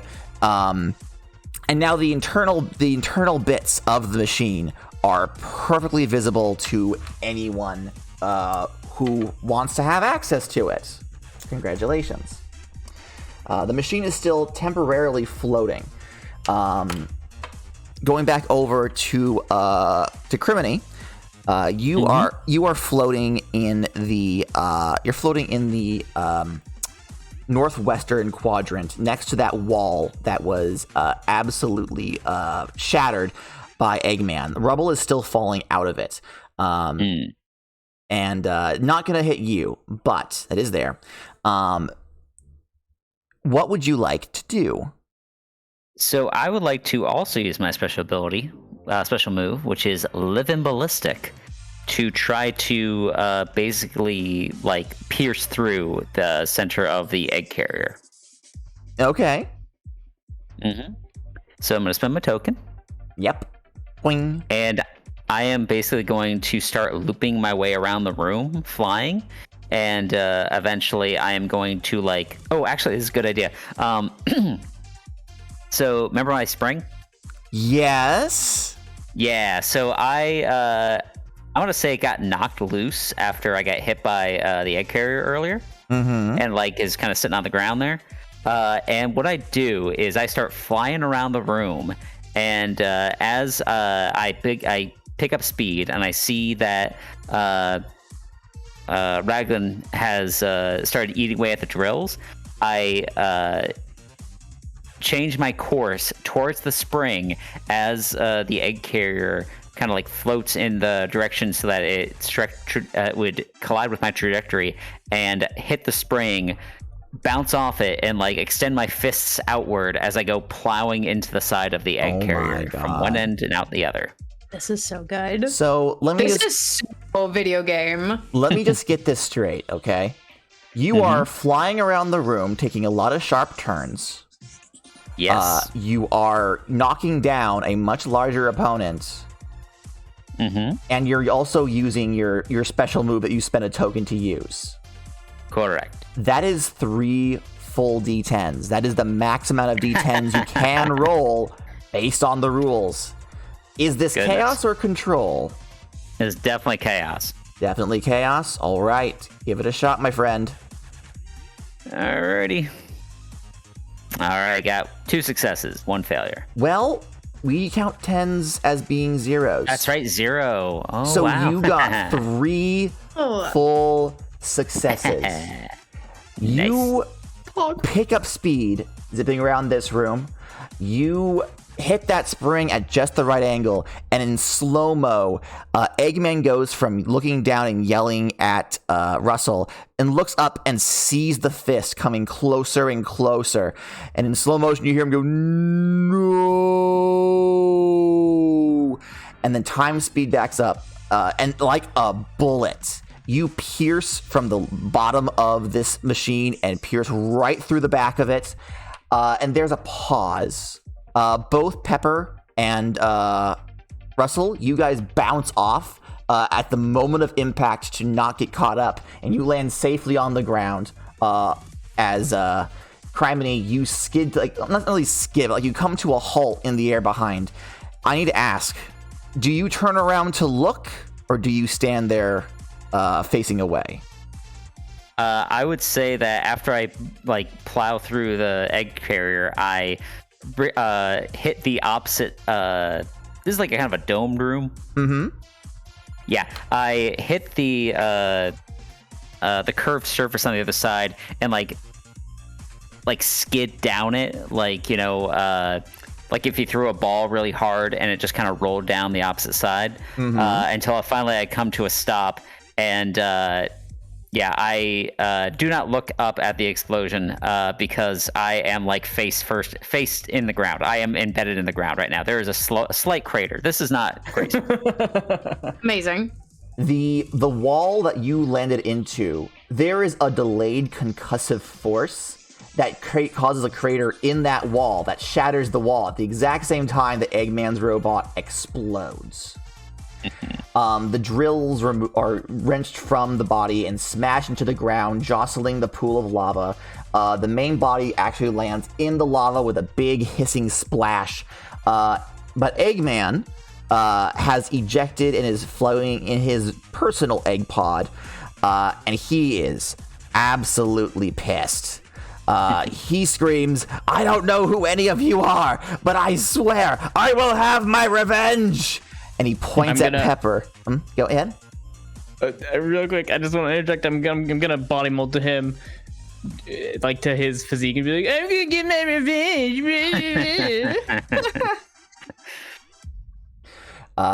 He points to Pepper and says, "I hate that squirrel!" And he points to Russell and goes, "And I hate whatever that is!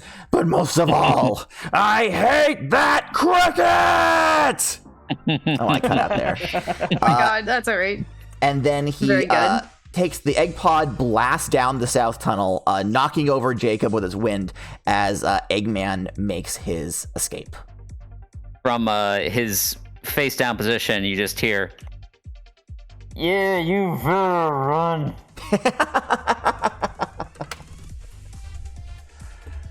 Alrighty then. At which point, Crimony's fist, which was held in the air, shaking in anger, it then falls limp to the ground. He is seriously concussed. Uh-oh. Alrighty then. Let me switch over to...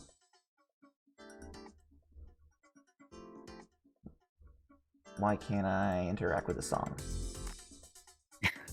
Oh my god. You are simply not allowed to. It turns out there's actually another phase to this fight. No. I'm not doing another phase to the fight.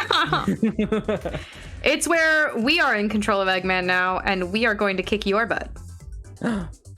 Suddenly, King K. Rool bursts through the Oh my god. Yes. A new challenger approaches. Setting up the cinematic Gata TTRPG universe. That's not okay. Well, it's all right. It is running, so I guess we'll just leave that going for now. Anyway, so with that out of the way, you actually were able to find a new hand has touched the egg carrier. Oh god, no. after Eggman cleared out, you were able to use the remaining tunnels to find your way back up to the surface. One of them was at an incline that was possibly able for you guys to actually traverse properly, and it did lead you back to the surface. And in fact, it spat you out not near a mile away from the entrance that you guys used to get to the Sonic experience in the first place. As you step into the fresh air, Jacob collapses onto the grass and he says, "I'm changing my career path. I'm going to do literally anything else than this. This is not worth the effort." So, I keep the spring then, or? Keep the stupid spring. And he tears off his name tag and says, "I quit. I don't care. It's yours now." He turns to Pepper and says, Mine? "Yeah, you still want that job?" Yeah! And he hands the name tag and says, "You're Jacob Jollywog now." Me! I'm Jacob Jollywog, and I approve this message, and also this entire adventure. You want to go on it again? No! Wait, so did she just steal your identity, or? I think I've been promoted. You Also- are promoted into this other person. Does anyone hear a high-pitched sound? I might be concussed. Charlie's like, "No, I'm pretty sure you're concussed. We should have some medicine for that back in the car, right, Russell? We can patch him up. Yeah, we got things for that. It's very dangerous being a stunt actor." You're a stunt actor? Well, I've no, done a stunner too. Cool. Did anybody get a picture of me doing that? I thought it was really cool. Did it look cool? Charlie It did looks, look cool. I don't have a camera. Charlie looks distraught and says, "I could have been taking pictures the whole time. Oh no!" I just look down and I'm like, "Next time, buddy. Next time." We can do it again right now. Jacob again goes, "No!" And Charlie says, "Mr. Cremini, can I have your camera? Take a picture of all of us for posterity?" Yeah, sure. Here you go. He takes the camera and he turns around, so he's back to all of you and goes, "Say cheese!" And he gives a click. He goes, "Oh, the flash wasn't on." He turns the flash on, another click. And then the camera shifts to the photo that he took, which is, of course, it primarily shows him in frame because he had no way of properly angling it. Pepper, her face is completely obscured, but her ears are still visible. Jacob is in the back, face down in the dirt in the fetal position. Criminy is not looking at the camera due to being concussed, and Russell is only halfway in frame. But you all survived your adventure, and that's the end. Woo! Yay! That's the important part. That's Wait, the past important Yeah. part. Thank you guys for joining me. Did you have a fun time? Did you enjoy it? Yeah, that was great. Would do again. Amazing. I wish in character and out of character. In retrospect, I wish I made a character who was more mechanically inclined or something, because I would have been able to interact with the environment more, just kind of give myself more verbs. But yeah, that was good with what I had. I'm glad you guys enjoyed it. And I hope everyone in the audience enjoyed it as well. Thank you all for joining us. Once again, I have been joined by Tegan from Impossible Coin. Say goodbye, Tegan. Hi, Tegan. Duffy Austin, writer of the Altered Arms TTRPG system. Say goodbye, Duffy. Nice meeting you all. And Prince Raglan from, Prince Raglan on Twitch. Say goodbye, Raglan. Don't forget in 30 minutes to come to my channel where I'm doing a drunk tier list night. That is true. That is true. Go bother Prince Raglan at Prince Raglan. And my name has been Gata. This was day 2 of our Sonic Birthday Spin Bash. Come join us tomorrow as we play some Sonic Mania because Sonic Origins sucks. Have a good night, everybody. And this is the part where we all say goodbye, overlapping each other, just sounding very jolly. Goodbye. Hey, bye. Bye, everyone. Goodbye. I can say anything right now, you wouldn't even know. Thanks. Bye. We all stopped. This is where the Easter moment. egg goes. This is where the Easter egg goes. Yeah. I'm actually DB Cooper. Wait, you guys weren't talking over that part. Sequel hook here. Bye. I would like to take Gata for the Avengers Initiative. What? All right. Bye, everyone.